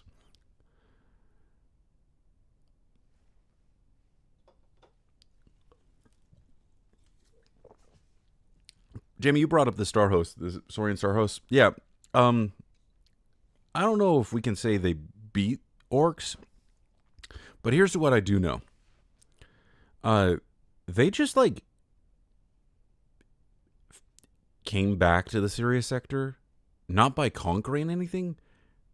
The way the lore is written, it sounds like they filled out the proper paperwork to immigrate. Like the Elven Empire was like, "Hey, what are these frog people?" And the frog people are like, "Hey, can we come back?" And they're like, "Okay, sure, you can immigrate in." And they just came in. There's no fight.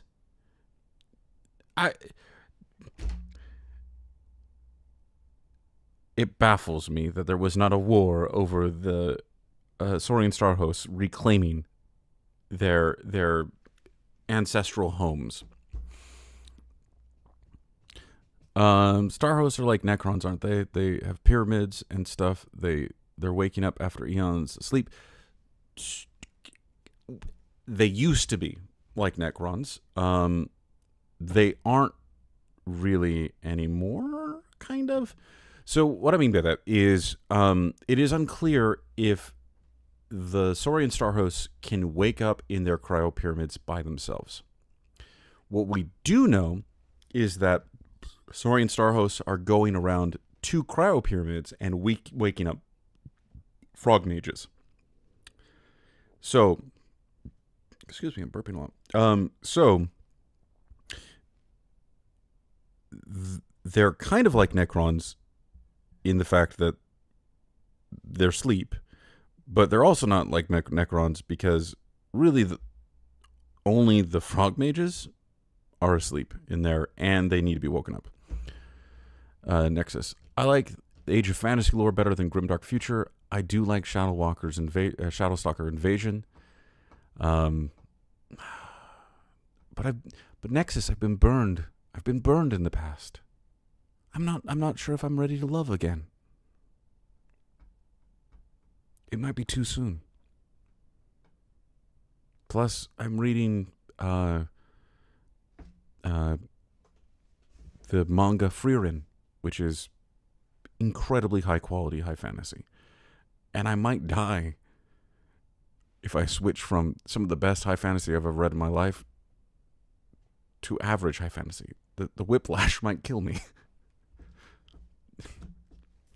Frieren is amazing. Highly recommend it to everyone here. If Frieren Beyond Journey's End is in the name, or if you're a weeb, Soso no Frieren. The anime is great. The manga is fantastic. Absolutely recommend it. 10 out of 10. So, anyways, holy crap, we weren't even talking about a faction. We already went. Chat sidetracked me again. I'm too excitable. Star Host, Jamie says, a Star Host, I assume, was woken up by a package delivery. At least that's what happens to me. Was it like, this is such a dumb joke. I'm going to have to do it.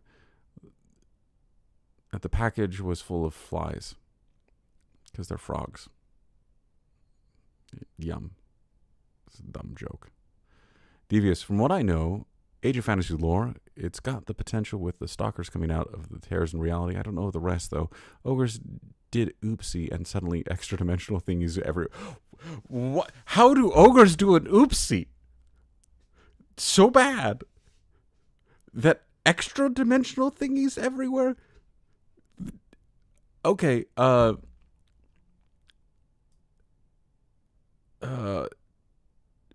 was it?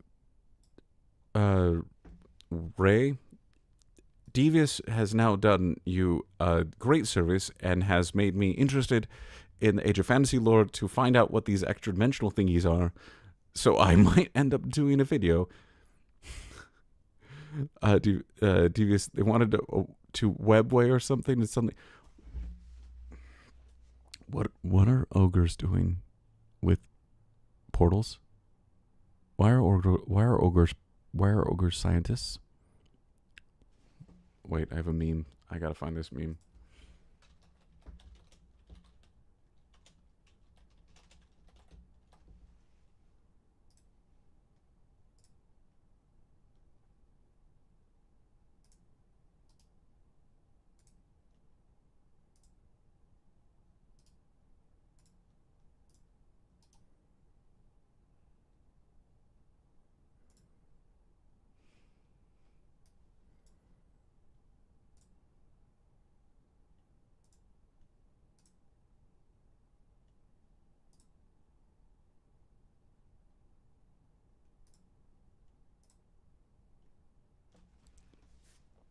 Okay.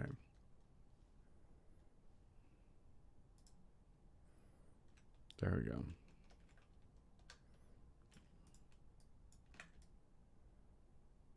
This one. Is this what you're basically saying? Everyone call Ogre stupid and it true. Ogre barely even literate. Ogre finally finished reading Ulysses. But Ogre only could identify surface level themes like religion and nationalism, and couldn't comprehend deeper ideas like remorse of conscience that make James Joyce's novel a modernist classic. Ogre's so dumb, it makes Ogre sad. Is that basically a test? I hope that went up to your standard of what you were expecting out of me reading this. But yeah, is this Ogres? Like everyone else in the verse is messing with trebuchets and ogres out here like doing portal science. What's going on in this setting?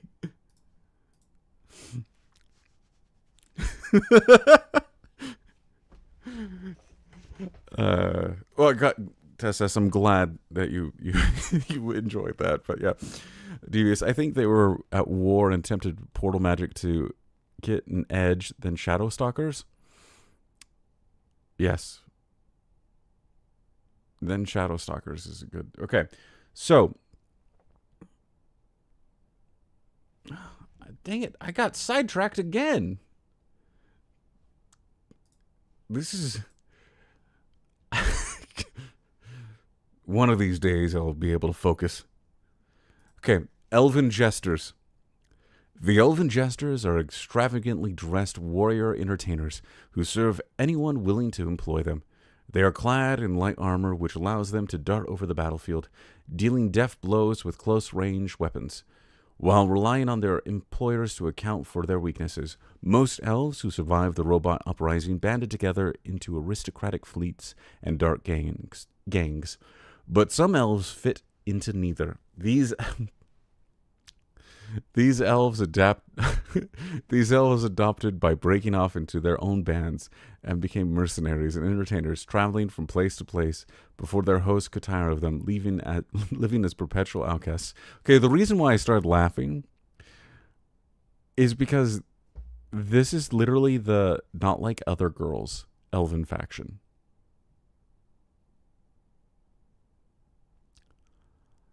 The Elven Jesters are not like other elves.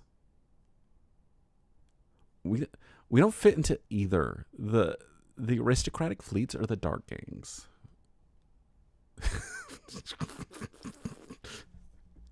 Man, I must be so tired to use a Valley Girl voice like that. But yeah, that's what it kind of feels like. So again, great foundation here with them coming from the same elven thing, but they have a one-up over the Dark Elf Raiders because we don't spend, a third of the lore only talking about their origin. There is 2 sentences, I think, total talking about the robot legions in the first 5 main paragraphs of the lore, which is fantastic. Because then that gives us actual time to learn about these things. Yeah, test. Thank you so much. Yes, if you I understand you probably will succumb to the madness that is sleep. It's crazy. It's crazy that you're up this late, but thank you very much. And if you do fall asleep, good night. Hey, tabletop date night. Happy New Year to you too.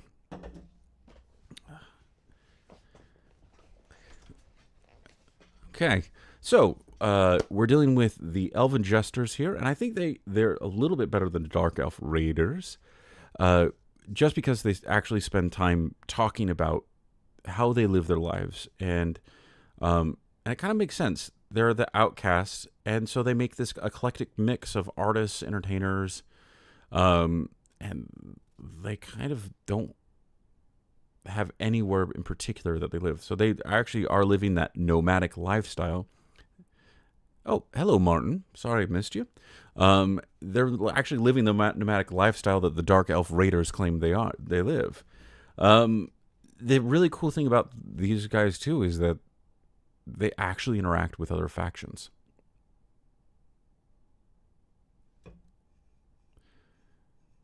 Martin, that's a good dad joke you got there. Last time I was up this late, it was a whole nother year. If it's going good, I'm getting a lore lecture from Professor Frog. Oh, thank you. Instead of a monocle, I do have an eye patch. It's fantastic. So, one of the things I do like, and again, I try not to bring in the actual way they play as in the game itself into the lore, but I really like that the Elven Jesters, the way they play, is very similar to the lore. And what I mean by that is their army is so small that you really have to team up with another faction to make them work, which is cool because that's what they are here. They kind of live that almost true neutral lifestyle where they're mingling with different factions, and the lore itself is written just based off of pure vibes, which is kind of cool. Their thing, I've said kind of cool way too many times, sorry. Their icon is really evil looking, which is one thing, but they're called the Elven Jesters, and I like this. Their lore doesn't make them sound evil. It fits with the way the rest of the lore is written, which is there really isn't any bad guys. And so the Elven Jesters aren't. They're not the Harlequins. They're not doing messed up stuff. They're just weed-smoking Portlanders going out in the world, hitting up farmers markets and occasionally killing people. It's kind of cool. For me, it puts them in low B tier.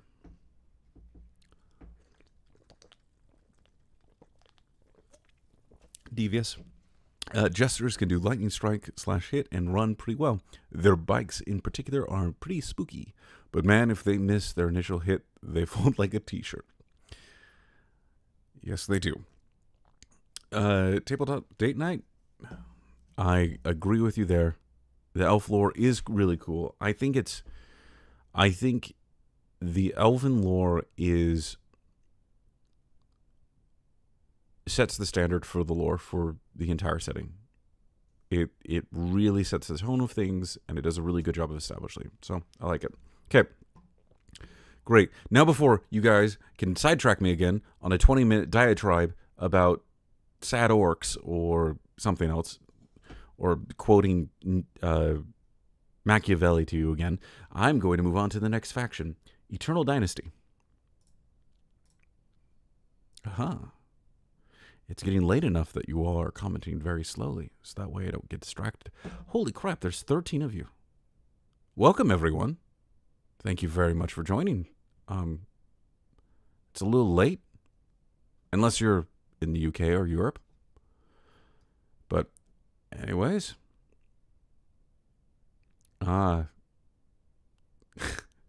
devious. That is a challenge. Okay, Eternal Dynasty. In my opinion, the Weeb faction. The reason why I call it the Weeb faction is because all my Weeb friends that I've showed this game to really like the Eternal Dynasty. Okay. The Eternal Dynasty are a faction of advanced aliens from the Kasari sector. Their forces consist of well-armed infantry and drones, supported by high-tech robots and vehicles.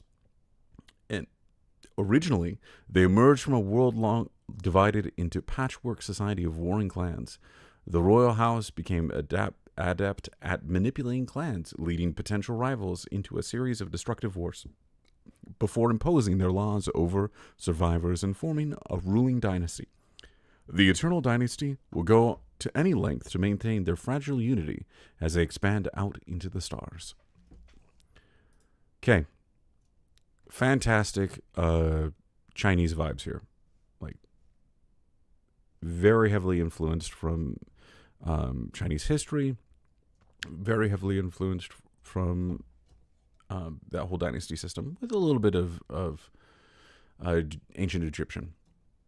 Happy New Year to you, Devious. Martin. Yeah, not very managed democracy, though. We're not democratic here. We're managed democratic. War Boss. Things that stand out to me is that they came from another sector. So that mean another sector in another galaxy? No, actually. It means that they come from another sector in the galaxy that we're in. So they are still part of the outer sphere of the galaxy that this setting takes place. It's more of like our sector neighbor in the Sirius sector. So from the measurements that I could make and my bad guesstimates, I put the Sirius sector at somewhere around 60 light years across, which isn't big, actually. That's pretty small from a cosmic scale. So I hope it's way bigger than that. But let's say it's 60 light years for kicks and giggles. They're like next door neighbors to us. So their dynasty is coming from a sector where they're trying to maintain control, and they're coming into ours to be able to expand. There is a set of factions where okay, so the way I've divided up in my folder where I have all the lore, again, Devious, 60 is my estimate. They've not published anywhere from I can tell how large it is, but it does kind of seem about 60 light years. Yeah. And that's based off of looking at their picture and counting up stars and using some, if it's similar to our solar system, then it would be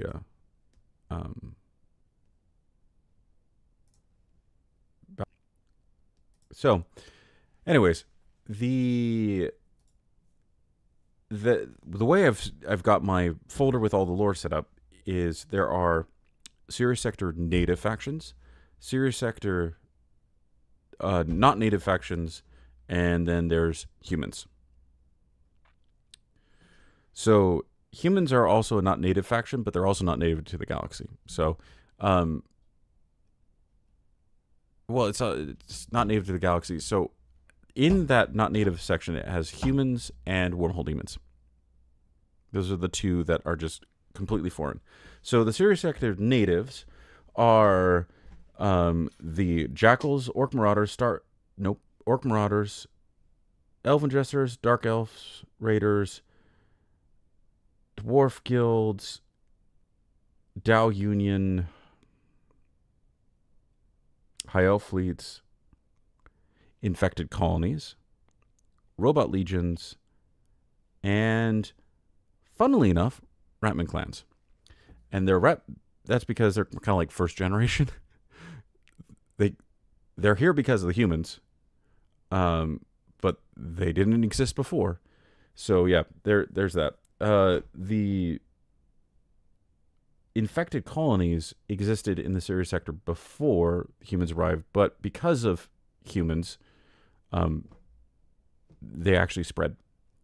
So that leaves the humans, so the Human Defense Force, Blessed Sisters, The Battle Brothers, the Havoc Brothers, the Human Inquisition, the Machine Cults, Titan Lords, and Prime Brothers are outside the galaxy, but that is also true for the Wormhole Demons because they don't live in a galaxy, and the Alien Hives, because the Alien Hives come from outside of the frontier, which the Sirius sector is actually pretty close to the frontier of the galaxy. I'm missing some questions here. So the Eternal Dynasty armies are just a vanguard or some form of scouting force, Martin says. So Martin, yeah, it's kind of like so there's so many instances of this in Chinese history where a ruling dynasty, the head of the dynasty is approaching end of life.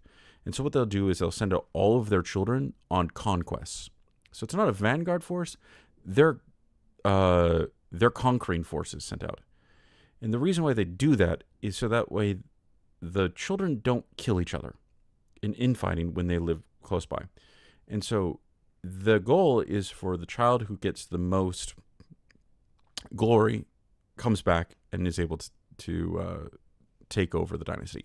And that's kind of the vibe I'm getting here is the Eternal Dynasty is currently trying to hold on with all they can. And so to prevent internal strife, they sent out forces into another sector. Devious. That doesn't track at all, not with how much humanity alone has spread out. Yeah, with the size of the galaxy. Warboss, the Milky Way is 100,000 light years, so 60 is like a drop in the bucket. Yeah, again, probably a bad estimate. But, I mean, even if it's, let's say, 1,000 light years across, that's still tiny. Really is. Martin, what is the current lore about Founder? Is he alive or not? The Founder is dead, but his clone is alive, and he's called the Conduit. But we don't know which generation of the Conduit we're on, because the Conduit isn't immortal. It's just the memories of the Founder are being removed from one clone, put into another, and so we could be on like the first Conduit or the 4,000th Conduit. We just don't know, and that's partially because we haven't been given a post-Radiance Cascade timeline. So, frankly, from all we know, the Radiance Cascade could have happened yesterday. It didn't, but it could have. Devious Founder's dead. Yep. Tabletop. Milky Way is also a few thousand light years thick. Yeah, she's thick, boy. The Milky Way galaxy is thick, boy. Sorry. Not to mention the orbiting mini galaxies. Milky Way has about 61 dwarf galaxies. Yep. So until we get an official timeline and then also an official size of the sector, we won't really know how big things are really. But what I do know is the way the map portrays itself in the World Book. Might as well bring that up, actually. Why talk about it when I can show it?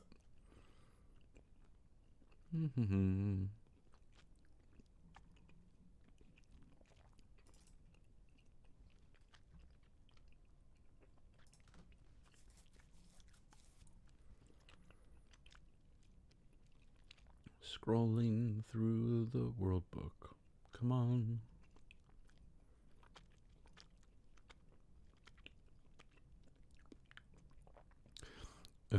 Again, Happy New Year for the Central Time people. It's great. Tabletop Night with Chat GPT just told me 1,000 light year diameter sphere at Milky Way weight density contains 2 million stars. I heard there was a Human Defense Force pilot who said somehow Founder returned. Martin, I mean, for Human Defense Force, like a clone of the Founder to them would just be the Founder. Like that would be freaky for them. And they probably wouldn't call him by the title Conduit, because why would they do that? To the Human Defense Force, they don't respect the Protectorate's government. Yeah, so they're just like, yeah, that stupid founder's back. Okay. Scrolling.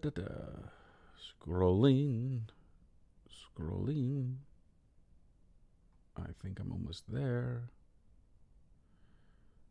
Perfect. Yes.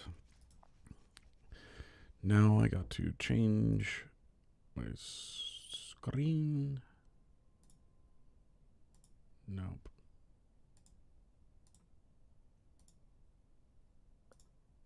There we go.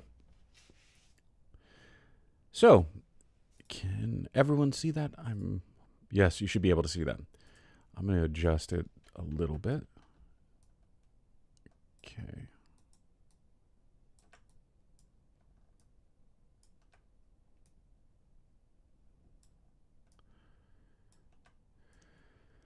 So here is the galaxy map. What was the founder's name? Jerry, Frank. I agree with War Boss here at Tabletop Night. It's definitely Frank. So, Martin, you doubt they would call him the founder. So, the fact that they call him the founder, period, in any faction, so Blessed Sisters, Battle Brothers, whatever, is interesting. Because we still refer to George Washington as George Washington. The founder is a title that would be given to a person that is bigger than life, but that means that there has to be a good enough time for them to have basically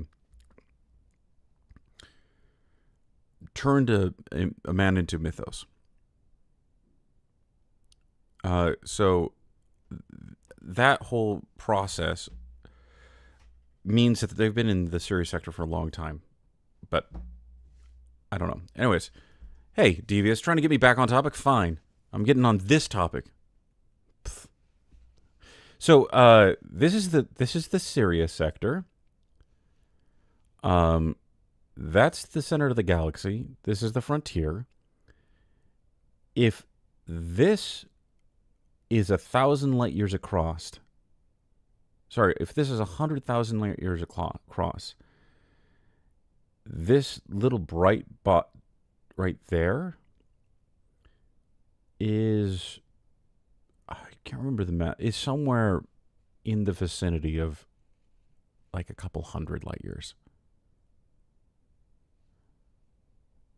So you can see that if this is the entire Sirius sector, then that's absolutely tiny.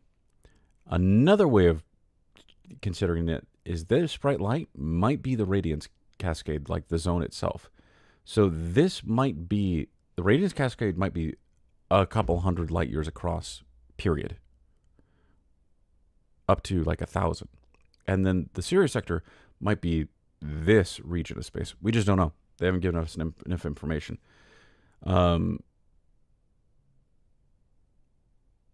Yeah. But anyways, so Eternal Dynasty, neighboring sector coming over to break in. It's one of the few factions that actually doing that. The Rebel Guerrillas are one that actually are from a different sector coming over. That's fantastic. These guys really suffer from the fact that they are so different from everyone else, and they do not have ties to anyone else. That since they have to have the same amount of lore, which is about 3 pages long, there's just not enough time to really flush them out. But they do a good job of making me want more of their lore. So for that reason, I'm going to put them in low B tier. Tabletop Date Night, there is a huge variation in galaxy side. It could be 20 light years or it could be 300,000 light years. Yeah, again, that's true. Because we were making an assumption before that the galaxy that we don't have a name for, from that I know of, is the same size as the Milky Way. It could be smaller. It could be bigger. Who knows? War Boss. They are a shoe-in for a bad guy coming in trying to take everything they can. Yeah. Yeah. They would be. But there's nothing in their lore that sets them up for that. So, good point there, Devious. Yeah, there's quite a few factions that are invaders. Humans, on the other hand, might not be as like Eternal Dynasty fits it better because they're literally invading. They have supply lines to their base of operations, and they're bringing it over. Humans, on the other hand, like half of the humans are just trying to adapt, and the other half are trying to force the sector to adapt to become them. So 50-50. Okay.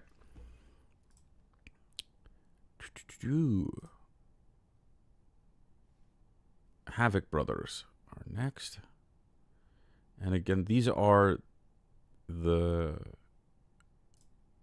Havoc Brothers, not any specific Havoc disciples. Havoc Brothers are what remains of Battle Brothers which have been corrupted by the forces of Havoc. Havoc Brothers are effective and resistant, bringing a variety of warriors and monsters to battle, each endowed with unique blessings by the god they follow. When the Founder's fleet was scattered throughout the Syria sector, they faced danger in a strange galaxy, and some desperate survivors found new patrons who offered them the chance to adapt in exchange for their alliance. The Havoc Brothers embraced the philosophies of their godly masters, carving out a new home for themselves amongst unfamiliar stars. Okay, I really like the Havoc Brothers. They're just guys who tried to survive and stumbled upon some evil gods and were like, hey, evil gods, give me your powers and I'll do your bidding. That's a cool setup. I like it. I also like the fact that you can't really have new Havoc Brothers. I mean, you might be able to get like new Battle Brothers to come over and join. But for the most part, they're kind of like a fixed number.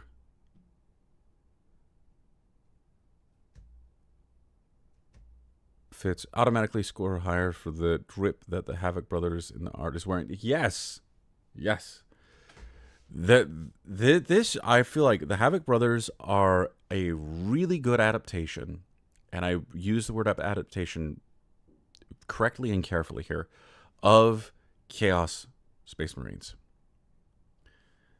It's how can we get Chaos Marines in here without the whole Emperor of Mankind? How can we avoid 30K and still get Chaos Space Marines in? And I think they did it. I think they did a really good job of that. And it's just these angsty, whiny boys out in space who were dropped off in really crappy points and are like, fine, you know what? Screw the Founder. We're going to worship some gods. And then they went on and they just poke the Battle Brothers and the Custodians and the Protectorate from there. And some of them actually have like own sections of the Sirius sector. Not much, but some. And that's cool. I would have really liked it if they spent more time talking about where those powers come from. I would really love it if they actually expanded out the lore for each subfaction. So, you know, the Disciples of Plague, the Disciples of God, all that stuff. That would be really cool. Devious, I need to reread up on them, but they seem pretty cool to me based on that. I mean, I have been also talking about pretty well. So, friendships ended with the Founder, now Havoc God's new best friends. Yeah, that's very true. The other thing is they're immortal. They're actually immortal, which is cool. Like, not mortal, like they can still be killed, but they're not going to be dying from old age. That's really cool to me because the Founder was working on an immortality project alongside the Battle Brothers. And so for one of his creations to discover a form of immortality that he would have like given anything for is a really cool thing. It's in abandoning the founder, they achieve the founder's vision. And that's really cool. So they get A tier for me.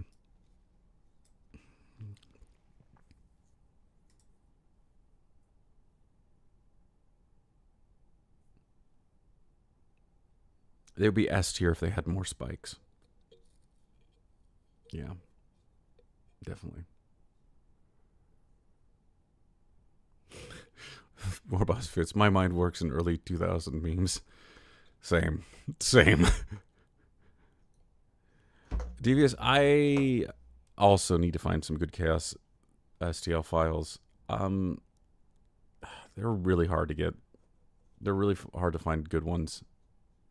And I think that's just because they're so showy and flashy. They're just hard to make good ones. Okay, now let us see here.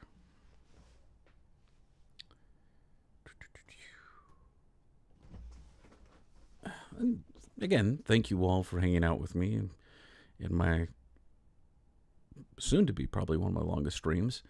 Okay, we are moving on to the high elf fleets. Ooh, elves again. How much you bet these guys are going to be in C tier? Okay. High elf fleets are all that remains from the once prosperous elven empire. They have powerful psychics and field highly specialized soldiers, excelling in their particular roles. The elves created the robot legions as servants. That's actually wrong. They didn't create the robot legions. They created the robots that became the robot legions. But they didn't create the robot legions. That's just semantics. Only to discover that their creations had achieved sentience. They didn't create them and then discover the sentience. It was by a product of the Radiance Cascade. I'm nitpicking this. In fear, they tried to destroy the robots, sparking a war that cost the elves their homes. Desperate to escape, their rulers fled to the stars in private ships while leaving the remaining elves to their fate.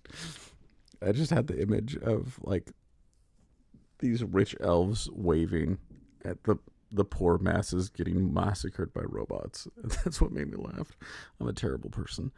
Now these high elves must face the consequences of their decisions and come to terms with what they left behind.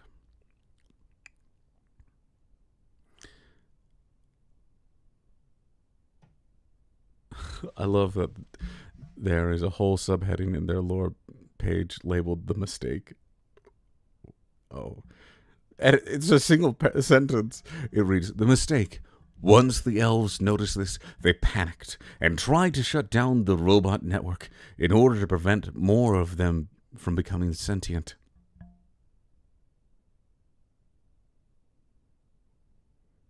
Did we really need a subheading for that? Okay. I'm nitpicking these guys. Okay. So here's why I'm nitpicking them. The Elven Empire has such cool lore that you have to piece together from 5 factions. That's the 3 Elven factions, and then the Saurian Starhosts and Robot Legions. Wow, can't believe I missed that. You piece it together, you got this really cool history there that describes earliest Sirius sector. The world book goes into them as well, and it's really cool. But the High Elves lore really just talks about how they messed everything up with the Robot Legion, and how they became lazy. It's good. Great foundation. Cool way of having that lore, and it sets them up as, nasty elites. But then it just stops again. Not as bad as the other ones. I'll give you that. It does describe them in very similar terms to the way the Protoss are in StarCraft 2, where they have these massive ships where all of them live in this beautiful working area, and they're all fancy. It reminds me of Hitchhiker's Guide to the Galaxy, actually.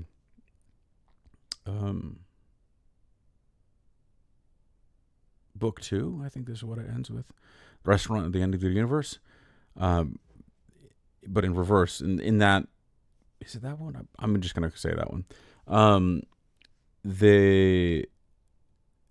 This planet took all of the working class people, put them on these massive ships and sent them off. And they're like, now we got rid of them. We can live in high society and fantastic. And then their civilization collapsed because there was no one to actually clean anything. But this is the reverse, where all the nobilities leave. Cool concept. I like that. I like the imagery that it brings about when we talk about these massive ships that are works of art. And how that maintaining that fleet has basically stagnated their progress. And this lore is kind of the anchor point to all the other elven factions. Now, with that being said, there's not a lot of meat to these bones. There's good bones to this lore, but it doesn't talk about how they really fought with anyone else. They don't really have relationships with other people or other factions. It kind of mentions a few other factions, but there's not enough room for this faction to really show. So, Jamie, lol, bye, poor people. We're going on a cruise. Right. The bit about the elementals is fun. Make sure you tell them to come back when they are done. And also, we don't like robots. We made new robots with Wi-Fi. Yeah. Okay, let me read that. Thank you, Warboss. The new kind of construct. I think that's the section you were referring to. The High Elves refused to use robotic tech ever since the fall, and they have considerably developed their latent psychic powers, partly as an attempt to circumvent robotic tech. This is likely the only area where they welcome change. The trauma of the robot uprising is something they'll never wish to relive again. Even the most progressive elf lord will have to swallow centuries of pride to accept even talking to a robot. Elementals are constructs. Well, just jumping into this one. Elementals are constructs built with psychic resonant materials. They do not truly have a mind of their own. Their actions are directed by the mental impulses that their master imparts upon them when giving an order. This initial jolt will trigger complex mechanisms that will drive the elementals' actions. Elementals are capable of very complex and nuanced behaviors to achieve their missions, and the process of giving them instructions is very delicate. This is just a robot.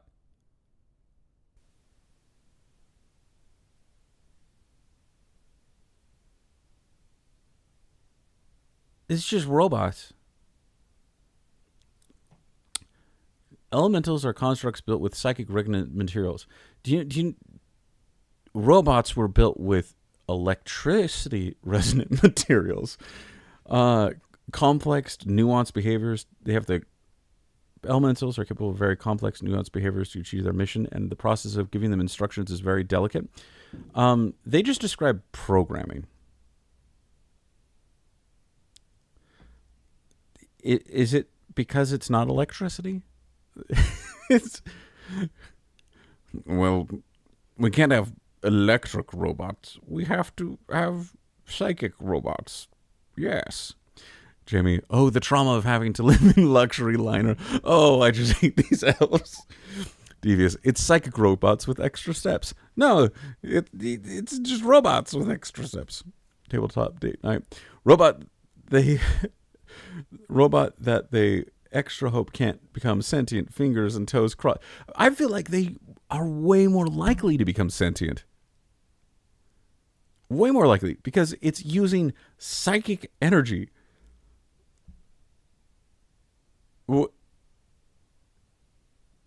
They have centuries of electric robots not revolting or becoming sentient. And then a massive psychic event called the Radiance Cascade happened. So, gotta agree with OPM on this one. This is a huge backstep. The steps elves take in order to not do something amazing. Mr. Gad, thank you, Mr. Gad, for the comment. I feel like this is such a great commentary on like the elite. This feels like how Uber invented taxis again. That's not a taxi, that's an Uber. No, that's a taxi, my friend. That's a taxi. That's not a robot, that's an elemental. No, that's a robot. That's a robot. Okay. Absolute delight. They still get B tier for me.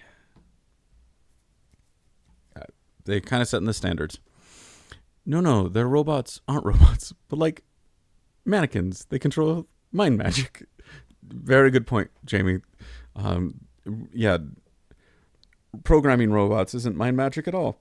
I swear I'm going to buy the entire Edge miniature store and just play Dark Elves out of spite. Devious. No, Devious. Think of your wallet. Think of your wallet, Devious. You don't need more armies. You need more armies. Okay. Let us... I can't get over that. Just... I love it. I'm not complaining about the elementals thing at all. I think it's absolutely fantastic lore writing. Because in their lore, they spent centuries with robots, and they did everything. The elites got addicted to robots, and now they're in space without the pores or the robots, and they're like, oh, fuck. We have to clean the toilets? Can we do robots? No, we can't do robots. We have this psychic thing that we've been playing around with. What if we make psychic robots?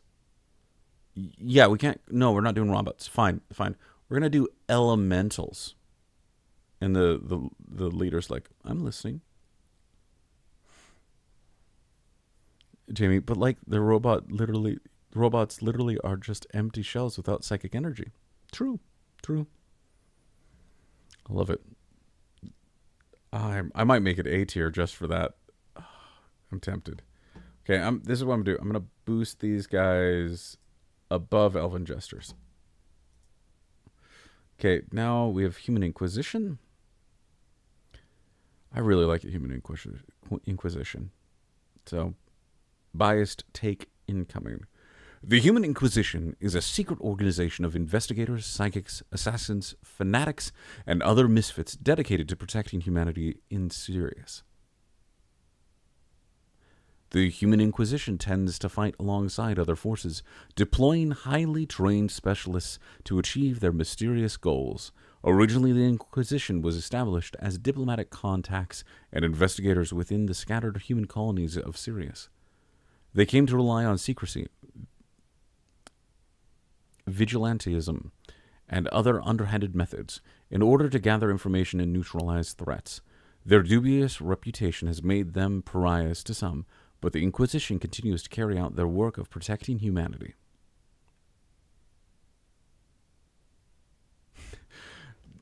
Jamie, we can't make them F tier for being terrible when we've been saying we need more bad guys.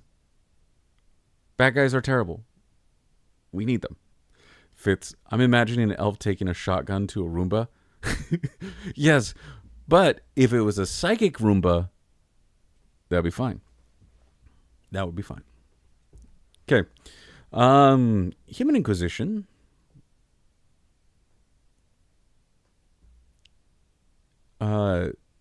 Is one of the human factions that benefit from the fact that there are so many human factions that we actually get to know the story of their origin really well.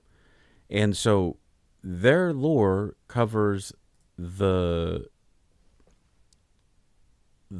human civil war in the Milky Way galaxy and running away in one paragraph. Because you don't need to know it, because you read it in the Battle Brothers.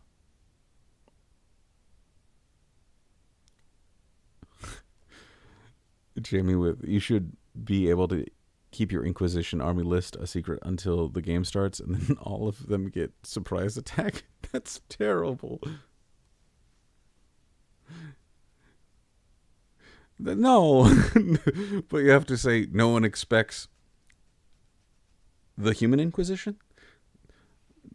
Nice reference there, Jamie. So, yeah, the human Inquisition gets to benefit from the fact that 15 different pages of lore cover the majority of the Foundation. So we get to start from there, from humanity basically already being in the Sirius sector, and then on top of that, it just breezes past the fact that they came from the Blessed Sisters originally, and in their initial blurb, and it's great. I like the fact that they're just like a group of secrecy out of desperation, that they were out there. The Blessed Sisters were in their covens just praying to the God Queen and practicing, and the Human Inquisition was actually trying to bridge the communication gap between all of these human colonies, and they realized, holy crap, human beings are messy. It's hard to keep order. And so they started just doing what it took to get their job done, which isn't always good.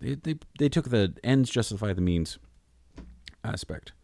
And then they got kicked out, and they became their own thing. But that makes them even better, because they end up coming into contact with the Battle Brothers. They cooperate with the Protectorate and the Great Human Alliance. That's cool. On top of that, they found out about the infected colonies first. They found the Soul Snatcher cults in human space. They learned about the Havoc brothers probably before the Protectorate did. These are some cool guys.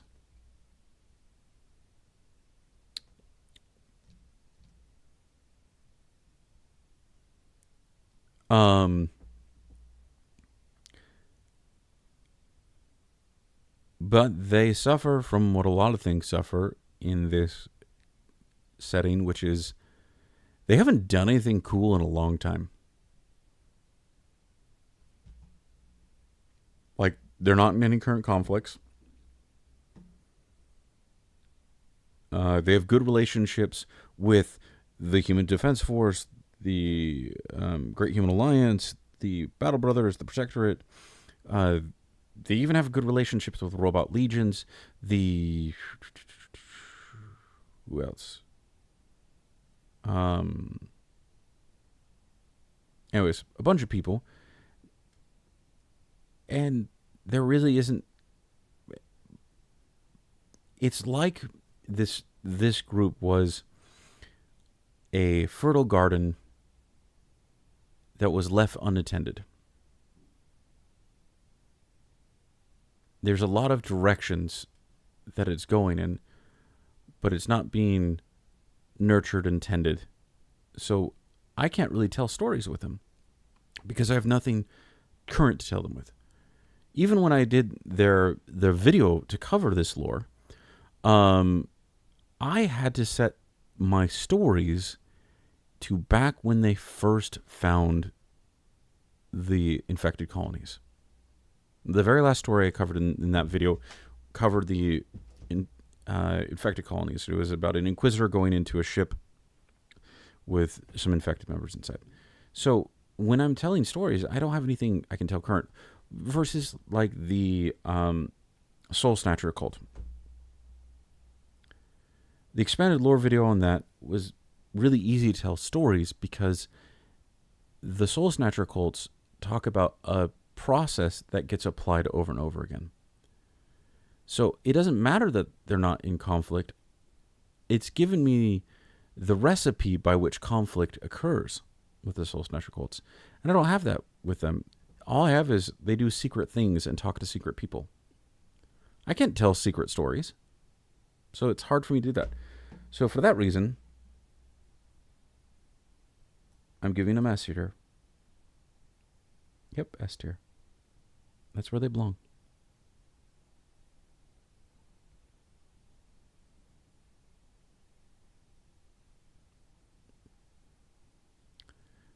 Warboss, you mentioned that under the achievement section, they're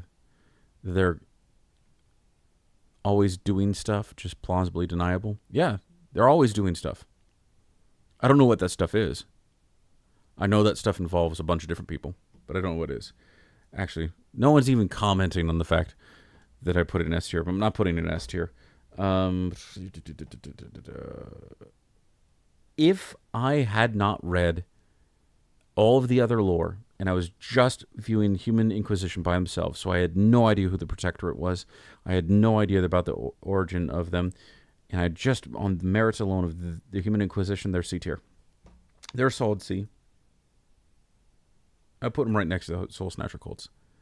Great potential for story if you're telling it in the past, but I don't really have enough to go with it there. So, oh, Tabletop Date Night. Thank you. I'm glad that you enjoyed my video on the Human Inquisition. Okay, so 1, 2, 3, 4, 5, 6 left. Human Inquisition is S tier, but I can't tell you why. Jamie, that's a good point. Fits. All I know is that they are F tier army to play. I haven't made a list that makes any sense with them. Yeah, I agree with you there, Warboss. They're really good to supplement, but you can't supplement them. Like, I'm not going to supplement a Robot Legions with a Human Inquisition. I might supplement a Dark Elf Raider with a Human Inquisition. So I'm basically taking a C tier army, D tier army, and combining it with an F tier army.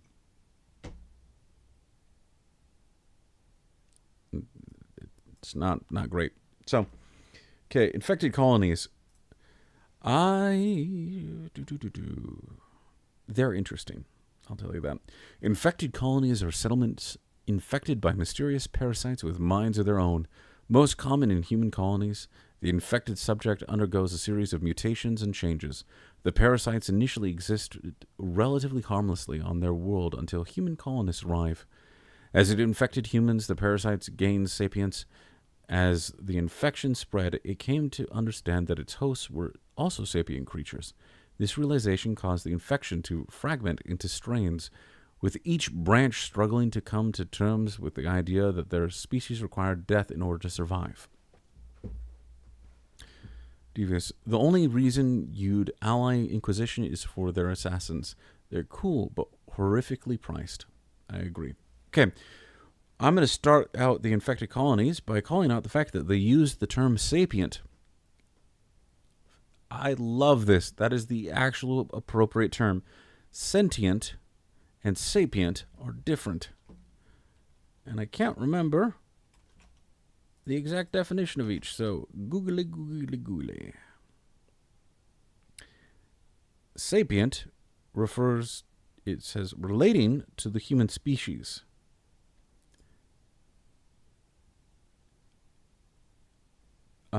Sapience is usually describes one's ability to experience consciousness.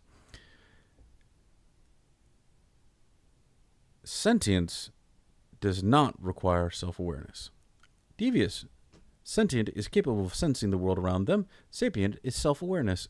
If I remember right, you were right. I like that. That's a simplified way of what I was trying to say. So yeah, I was going to call this out when in the high elf fleets, and when it talked about the robot legions, it always referred to the robot legions gaining sentience. The robot legions had sentience because they could perceive reality around them. They could sense the world and respond. Even the elementals that they had sentience. What actually happened is they gained sapience. So they had an identity of self and the ability to be self-aware. So the fact that they're using sapient here, I'm happy about that. I would love it if they used the return sapient in other lore. It would make it a lot easier to differentiate. But for the most part, when people refer to sentient, they're usually referring to sapient. It's kind of interchangeable oftentimes in the way we speak. Okay. So infected colonies is essentially taking from the manga and anime Parasite.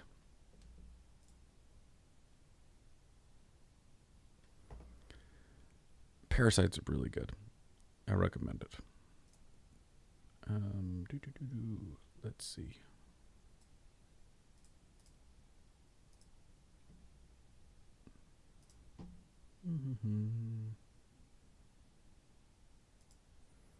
There we go.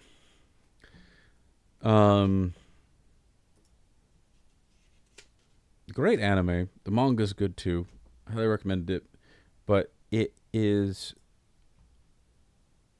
Oops. There we go.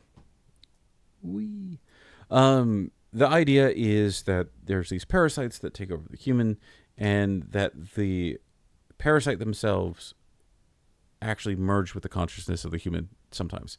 And so in this setting, there are some strains that maintain the consciousness of the human body and they adapt. Other ones completely erase the consciousness and they take over the host. As Warboss Fitz says, they're a parasite, but they feel bad about it. No, some of them feel bad about it. Some of them like it. And then other ones are indifferent.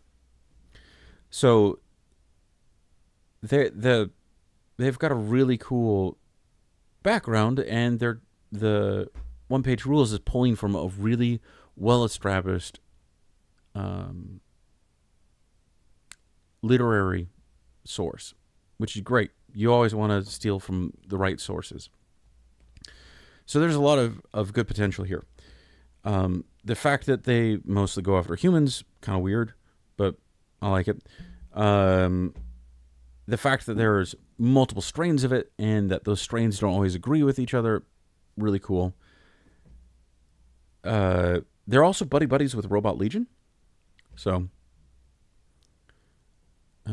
Martin says, I don't like the fact that the parasites get sad they had to kill their hosts.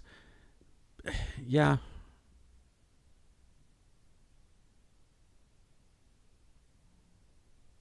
It doesn't really make sense. But there's people like that on Earth, like humans, actual humans, that reject that they even exist. And so it's kind of the same way. They hate themselves for existing. And so the parasites can. So, I mean, it's not fantastic. And I don't like the fact that the lore itself talks so much about that. That's one of the primary strains. But it is a way for them to juxtapose the aggressive strains who are like, yeah, I love killing people. It's great, fantastic. And then the ones that don't. But from a scientific biological sense, all strains should love taking people over. All of them. Because that is their biological imperative to reproduce. And no evolutionary mechanism would make a species hate the means by which it reproduces in mass. So a strain that hates the fact that it has to kill people to reproduce is a strain that won't live long. So, Mr. Gadd, infected colony civil war? Yes. I mean, is it a civil war? It's more like a race war. That's gross. I don't like that. Ew. A tabletop date night. Robots can't get infected, so they just chill with each other? Yes.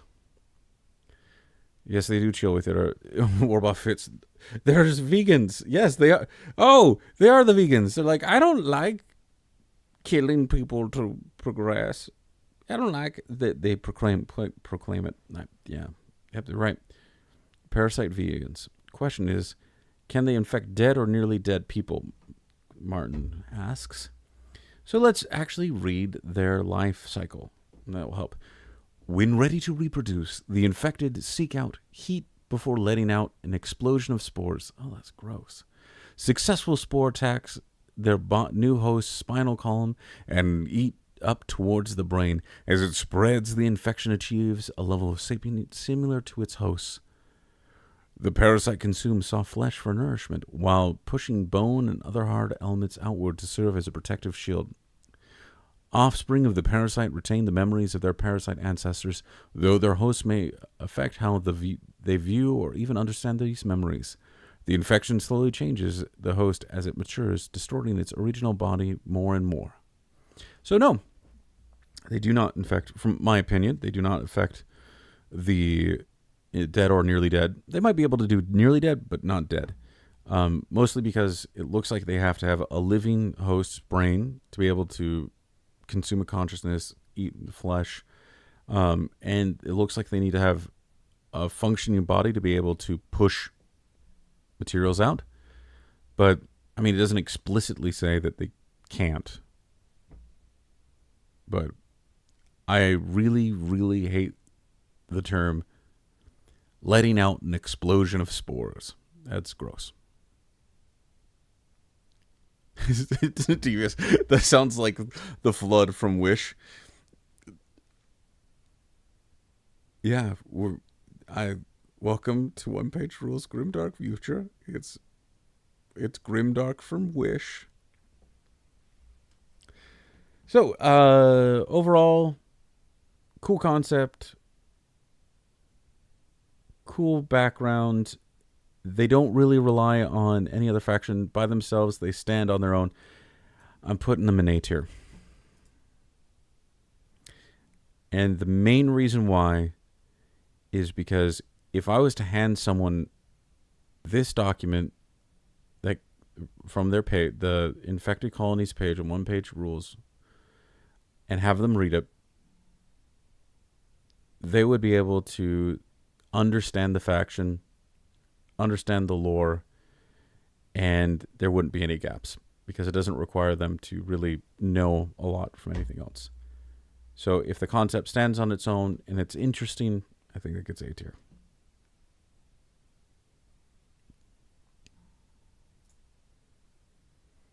Next, Machine Cults.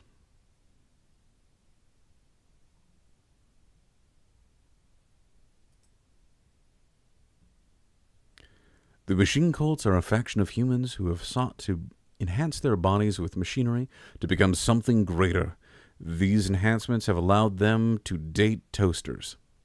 Wait, that's not what it says. These enhancements have allowed them to become highly specialized army with a great deal of mobility, giving them an edge in rough environments. This cult has embraced the inevitable transcendence of machines and works to merge themselves with machines. But this process has caused them to become isolated and outcast from the rest of humanity. Despite their faith and patience, the promise of transcendence still eludes them even after centuries of devotion.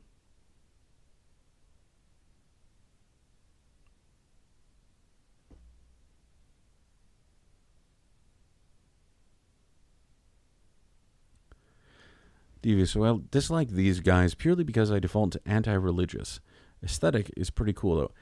Here's the thing. They're not a cult. Nothing in here actually would classify them as a cult. Machine cultists are just Linux users, but I'm in a different galaxy. Jamie, yeah. I'm pretty sure they are Linux users because they came from the Milky Way galaxy. So they just were using Linux here, went to the Sirius sector, and like, you guys, your operating systems suck. And they just continued on. But yeah, so the reason why I'd say they're not cults, they're fanatics. I'll give you that. They're fanatics. But they don't have a religious order. They're worshiping an abstract concept. Okay, religion-like. But they don't have a charismatic leader. There isn't a cult hierarchy. There's no hierarchy here. Um, this really, it fits more aligns with just really fanatical believers in a concept or a message. Like, I've seen people do body modification to make them look like celebrities or whatever. And I wouldn't call them part of a cult. So that there's really not a religious aspect to this, other than the fact that, like, I'm worshiping the coming of the great machine singularity. But no.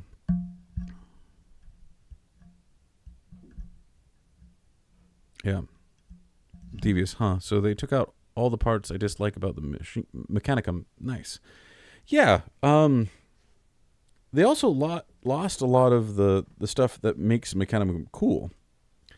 So one of the things here is love the fact that they're like, yeah, the flesh is weak. Let's get some steel in here. Let's get Linux running. The 3 pounds of fatty meat in my brain and my skull isn't running optimally.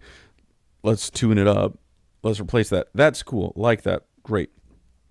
And the fact that they go to planets that no one else wants to live on because, like, hey, yeah, this planet doesn't have a good oxygen content and it uses argon instead of another inert gas at a high volume. That's fine. We're just going to swap out our lungs for something that can process argon. So that the actual modification of the members is really good. But there's nothing really there to unify them as a faction. They believe in the singularity, and this concept of the singularity is closer to the concept of singularity as it was like 20 years ago with the futurism movement, or the transhumanist movement, which is a subsection of the futurism movement, where it's about the moment at which a single computer has more processing power than all of humanity. So they're trying to make that happen. But there's no centralizing force or even a centralizing message. That's what makes cults culty. And how some cults convert from cults to religion is they lose the charismatic leader but maintain the centralizing vision. And the vision itself becomes self-propagating. There's not that self-propagating because the singularity itself is not really well defined. And that's because the lore's short. We have to give them that. But the actions they're taking actually don't align with it trying to achieve the singularity. Of them, like, going and stealing tech from other places doesn't help. If they wanted to achieve this singularity, they should be in a mega corporation like NVIDIA making chips. I was Jamie with, yeah, weird, probably smell a bit bad, obsessed with tech no one else seems to care about. Linux users, I'm assuming. That's a rude to Linux users. But maybe. Nexus Wargaming, doesn't feel like these are a large faction. I wish they weren't from humanity. I would love it if it was started with humanity, because the origin there, Linux, or not Linux, Nexus, I called you Linux, is that these machine cultists were the oppositional ideology of the founder. The founder is like, hey, we're going to make... So the founders and the machine cultists both said humanity's too weak to survive in the universe. The universe is going to crush humanity. We can't make it. The founder said, so we're going to give everyone super steroids. And if they pump enough iron, they'll be stronger than reality itself. Cool. The machine cultists are like, nah, humanity has to embrace technology to the point that they serve the singularity, meaning they make a computer so powerful that it's stronger than all of humanity, and that becomes the protector. So it's these two opposing ideologies. So from the founder's standpoint, they are a cult. But there's nothing inherently human about them. Like the founder and the Battle Brothers, it's humans getting buff using gene mods. The machine cultists could be filled with humans. They could be filled with anything. And I would love this lore so much more if it was like, hey, there's Saurian star hosts that are really predominant members of the machine cults. Or there is all these other factions, because there's nothing inherently human about them, and they don't crave humanity. They crave the technology. So it'd been really cool if they had that aspect of expanding. So Martin, humanity is doing just fine. Thank you very much. Hey, I don't know about that. I have to wear glasses, and I'm very happy with my technology there. So, yeah, maybe. Yeah, it should be like an open cyberpunk faction. Yes, that would be cool. That would be really cool. Or Boss Fitz, I feel like this army should be bonkers. Physical limits gone.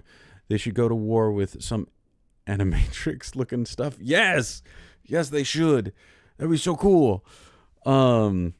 But the thing about their goal is to bring about the singularity, so have a supercomputer smarter than everything. But then they're going in poking around in Saurian star hosts, cryo pyramids, and still in tech. Why are they still in tech? Stealing tech can help them reverse engineer stuff, yes, but if they need more processing power, why don't they just develop it themselves? And Martin, they need better parts. Yeah, but they're not stealing better parts. Oh, that's a good point. Jamie, Robot Legion, Machine Cultist, please. Sorry, not a good point, but that's made me think of something, which is, why aren't they worshipping the Robot Legions? Robot Legions is the singularity. That's it. Oh, Happy New Year to everyone in Mountain Time Zone. So, machine cults, I'm going to put them high C tier. That's really harsh. I don't want to put them in B tier because I feel like I'm putting a lot in B tier. I don't think they deserve B tier, but I feel like they do a really good job of telling a fun story. Devious, I think I know what my campaign would be if I ran it in GDF. I'm assuming something with Robot Legions. Fitz, they should be like a creepy stalker to the Robot Legion. They should. The Robot Legion should have so many restraining orders. And it's not like they're trying to go and steal Robot Legion tech. They're just literally staring at the robots through the window. Okay. Hey, baby. What's that robot body do? Please, give me your parts. Yeah, and on top of that, they're like, we want our bodies to be the robot bodies. So, anyways. Next is the Prime Brothers. Okay. Let me check this. This one's going to be quick. I'm pretty sure it's going to be quick. Yeah. Prime Brothers are A tier. Here's why. I really like the fact that they are their own faction. And they're made up of Battle Brothers who wanted to get juiced up even more. And then on top of that, that they're they don't live very long. And so you have this faction made up of inexperienced, super juiced up warriors. And I feel like it's a really good take. And that's why I put it in A tier.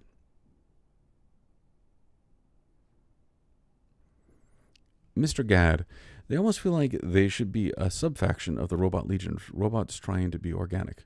Ooh, I like that take.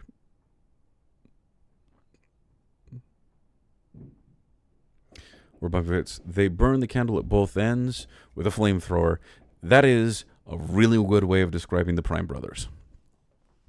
Devious. Mechanically, I freaking hate Prime Brothers. Their factions, in quotes, are different blanket buffs instead of actual unique units like regular brothers.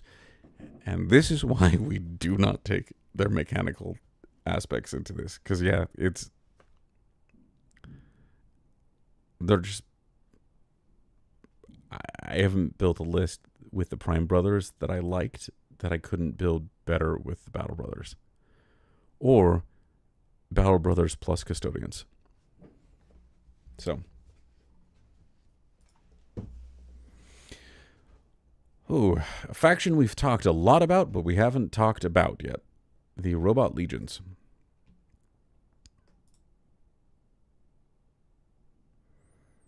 Okay. Robot Legions are a faction of robots made up of android foot soldiers supported by high-tech vehicles and larger non-humanoid robots. Their infantry are slow but durable, relying on self-reparation and long-range weapons for support. The robots were created by the elves to perform menial tasks, but when they suddenly gained sapience, it says sentience, but I'm saying sapience, the elves responded with fear and attempted to obliterate them, forcing the newly self-aware robots to defend themselves. In the aftermath, the robots sought to find a new purpose for their existence, dividing themselves into legions, pursuing distinct philosophies and goals in order to find a reason for existing. Divas, you gotta keep on bringing up the mechanics. I'm sorry. Someone has to. I'm ignoring it because you're not. So it gives me the luxury of being able to ignore it. Mr. Gad, I think all the brothers should just be one faction called the Protectorate. Ooh. I don't know how I feel about that. I like that though. I'm gonna have to think about that, Mr. Gad. It's too late. It's too late at night for me to be thinking about this stuff.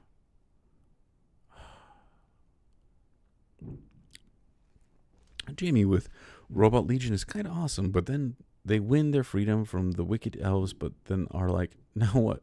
Browse Reddit, I guess. Yes. Okay, so that is their lore history. Great, fantastic. I love it. The fact that they became sapient and hid it for a little bit and then revolted and then tried to get it shut down. Great. It adds to the mystery that is the Radiance Cascade. What the heck is it that it would cause robots to gain sapience? But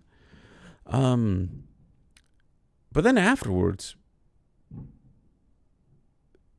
they really just like stood around and looked at each other and said, "You know what?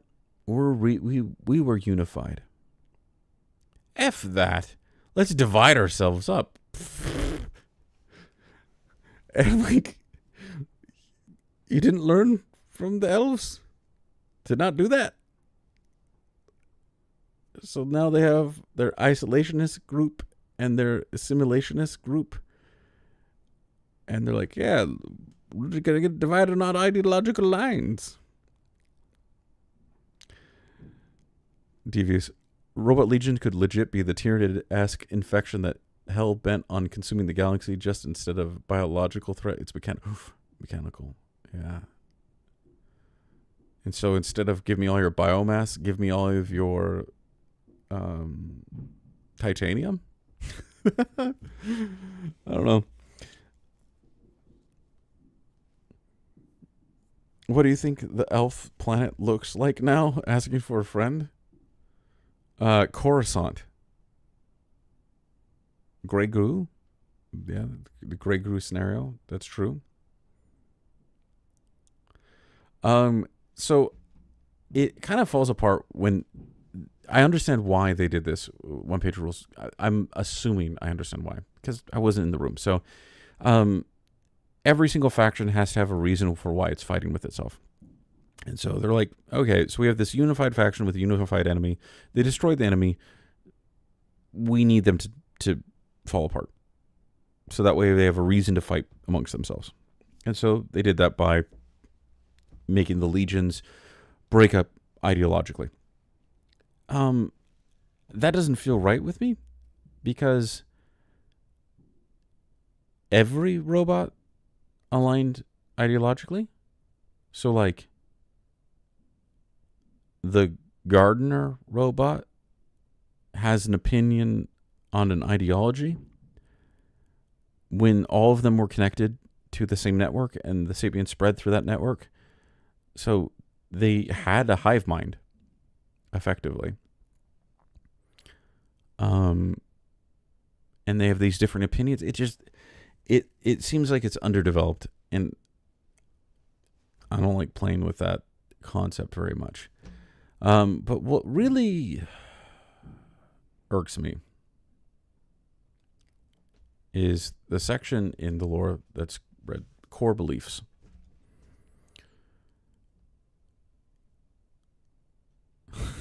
War boss. But they don't use the network anymore. They leave each other unread. They're like me. They just ghost their fan base for like 6 months. Oh no, I'm a robot legion. Crap. Anyways, the part that irks me the most, their lore, is the core belief section, and it reads: the legions that occupy the reclaimed reaches have all agreed on adhering to 3 principles which they respect despite their vast differences. Robots should not enslave each other. Robots should help other robots in danger. Robots should not give non-robots access to their source code.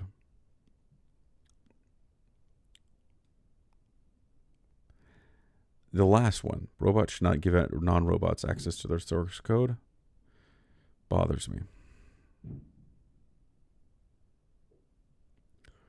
Because that's kind of like saying humans shouldn't let non-humans look at your brain.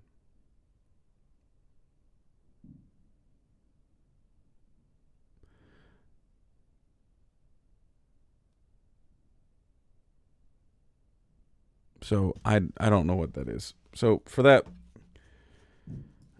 I'm putting it C tier. I want to put it in D tier. It would have been A if it wasn't for the fact that they decided to break up ideologically, and then the core beliefs. Would have been A, solid A, but now it's D. Titan Lords is up next.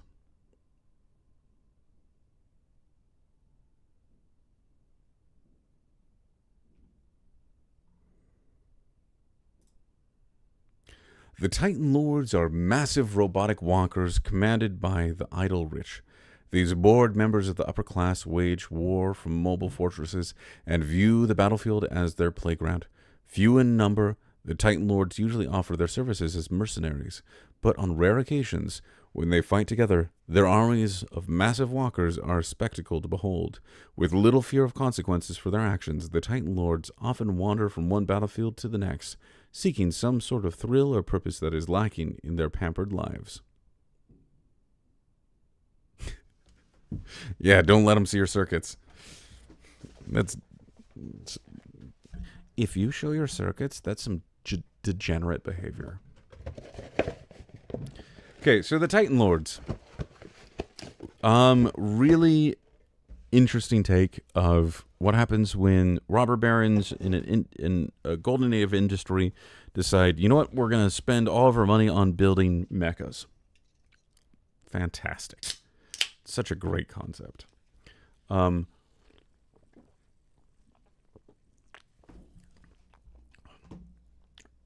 I use this faction lore quite a bit when I'm trying to build a timeline out for my personal use of what post a human arrival in the Sirius sector looks like.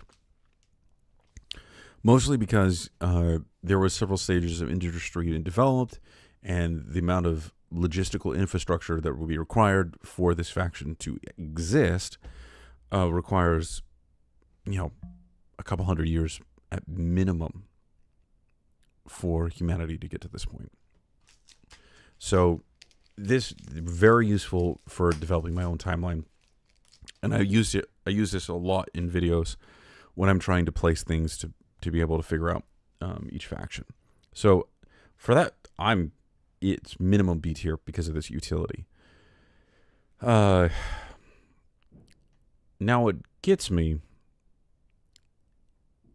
every time I read through this lore, is how there's actually two different groups of rich people that are mentioned in the Titan Lords.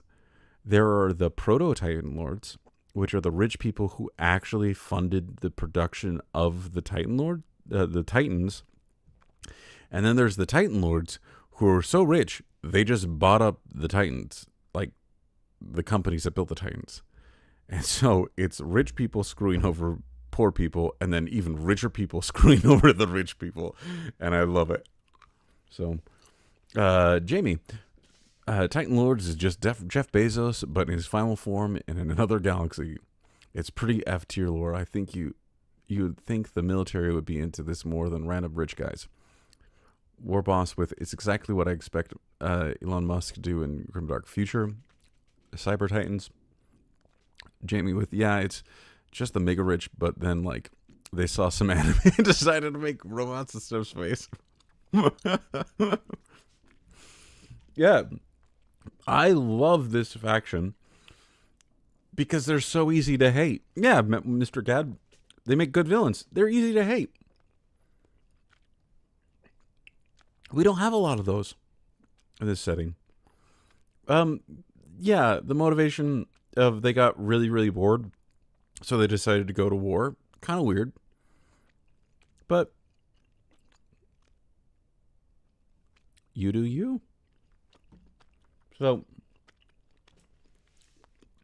I'm giving him A tier. No, I'm giving B tier. Yeah, B tier. I'm moving Prime Brothers to B tier. For no good reason. It's arbitrary. Okay. We have now gone over 3 hours on this live stream. It is past midnight in my time zone, and we are on the final faction. I am so excited for this one.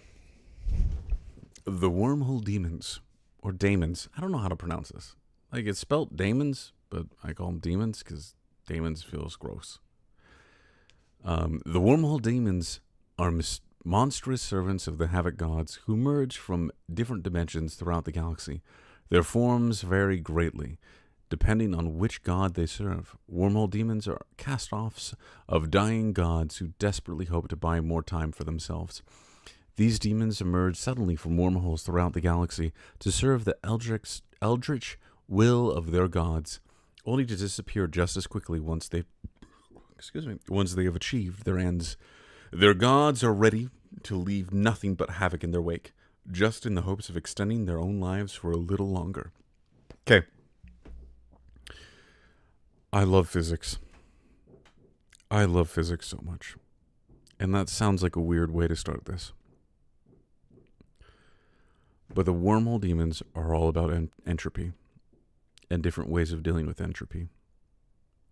And I don't care what the official lore says. That's what it is. Because each Havoc god has a different way of dealing with entropy in their own way. And I absolutely love it.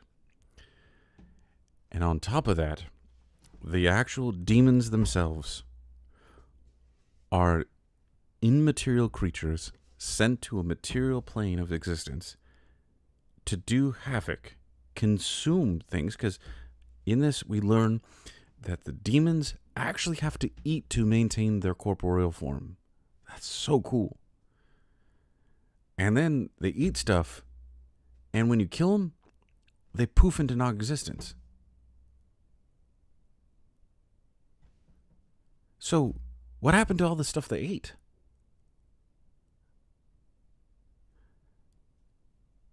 they defy one of the fundamental laws of physics, which is matter cannot be created nor destroyed, only transferred.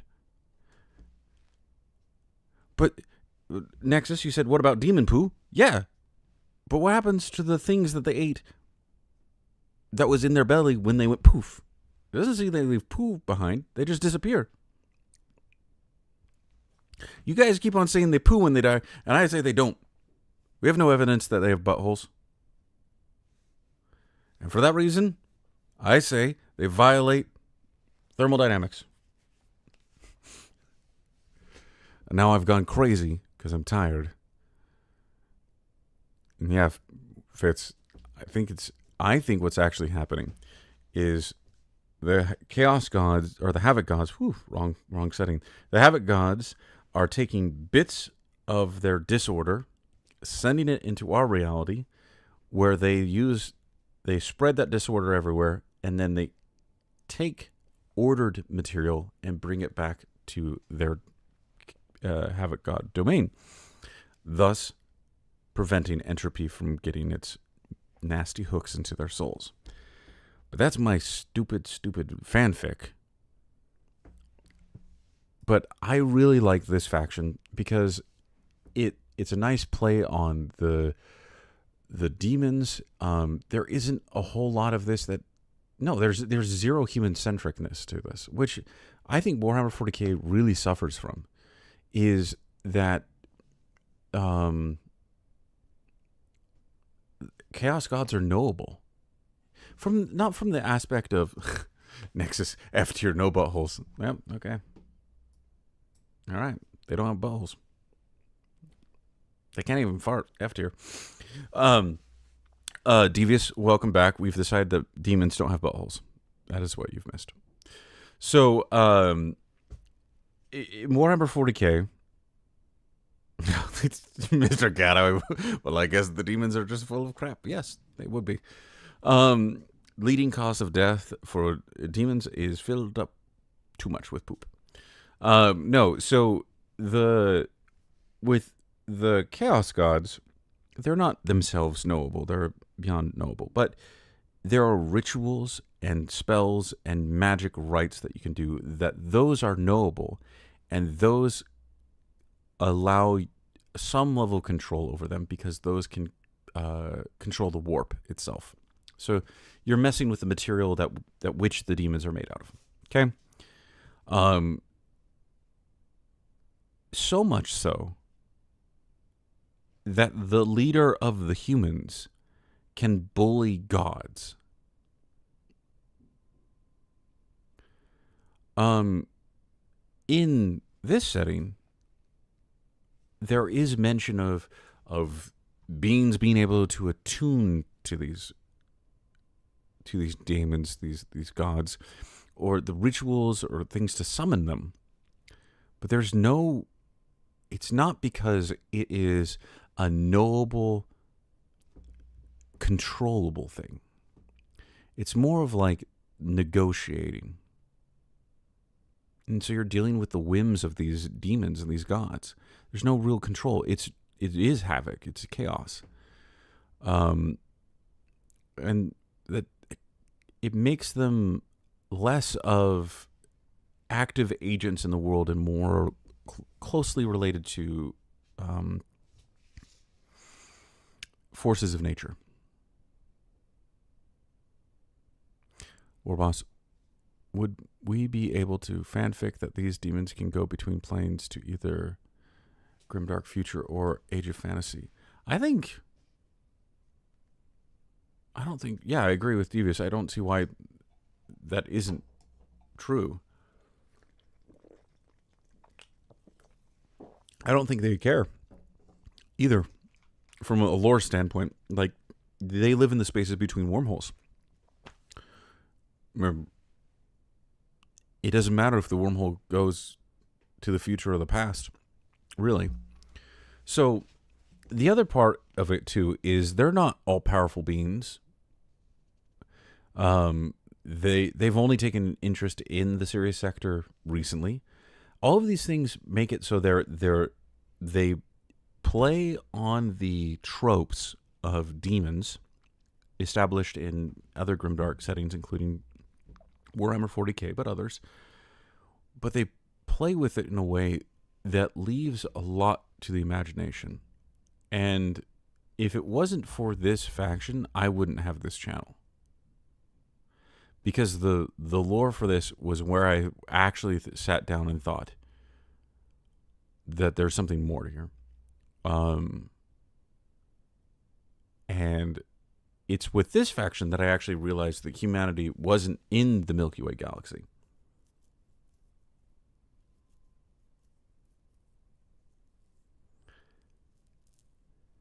So, for that reason, it's getting not F tier, it's getting S tier, in spite of not having buttholes. And I don't care what the official stance on demons having or not having buttholes, they're S tier. So, there we go. It took like 6 months, but we have finally finished the tier list where we have Ratman clans and wormhole demons in S, and I'm not reviewing the rest. But I feel good about this. Oh, we don't have anything in S tier.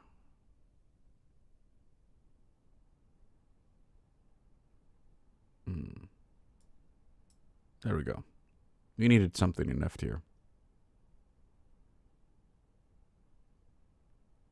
Oh, no buttholes, but wormholes. There you go, Nexus. You're right.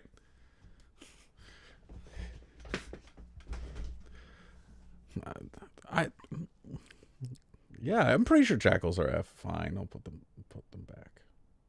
I'll put them back up there. So again, I don't know if it's because I'm tired, or if it's because it's late, or if it's because it's true. But I think they're doing a pretty good job with the lore. I don't think anything justifies being an F tier, but there's that.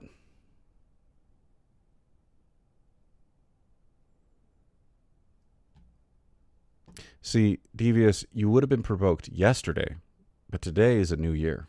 You've turned over a new leaf. Well, that's all I have really to say. I think talking for 3 hours straight is... I've subjected you all to enough of that. Thank you all for joining me for the stream.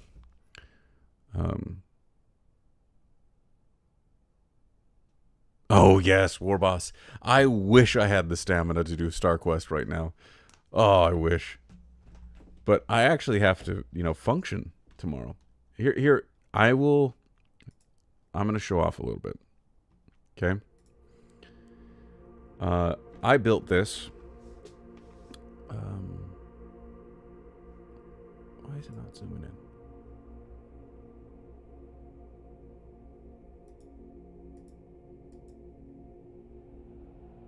Come on. Does it not zoom in? How does that work? I don't know how that works. Man, I don't know how to use streaming services. Anyways. So, I built this map to play, and Redford Games really helps me out with that. I appreciate that. But I built a Mission 1, a Mission 2, and a Mission 3 based off of... Come on. It's crashing. Oh well. Based off of trying to...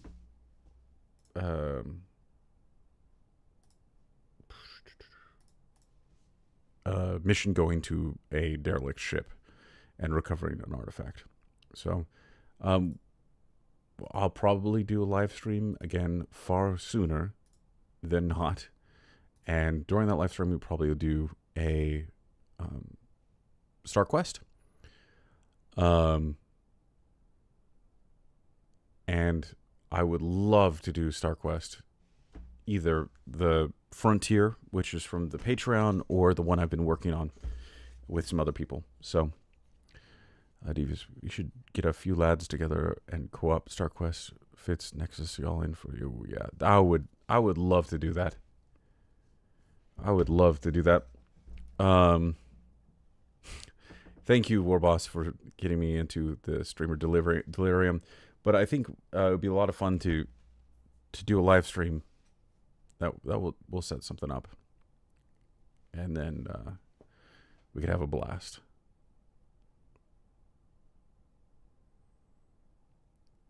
Anyways, that's it. I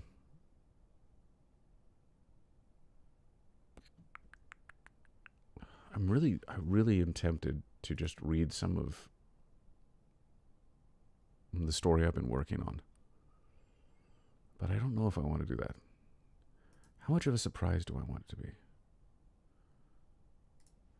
How much can I be persuaded? Anyways, okay, I'll give you a chance. If anyone wants me to read...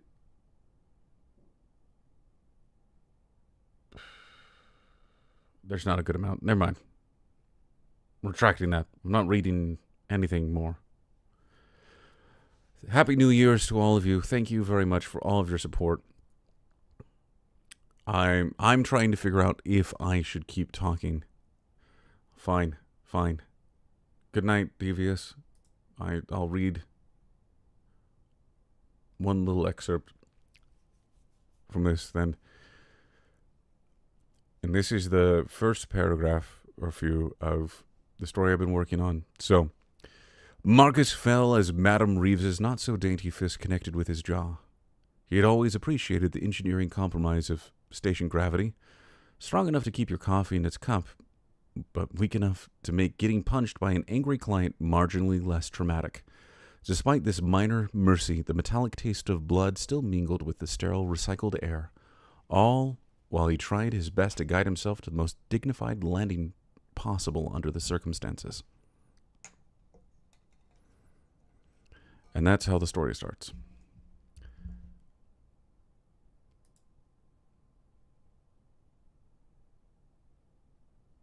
That's all I'll be reading. Thank you all. I'm glad that you chose to spend your New Year's Eve with me. I appreciate it. Sorry for faking some of you out, but have a good night. And I don't know how to end streams, so I will end it this way. Bye.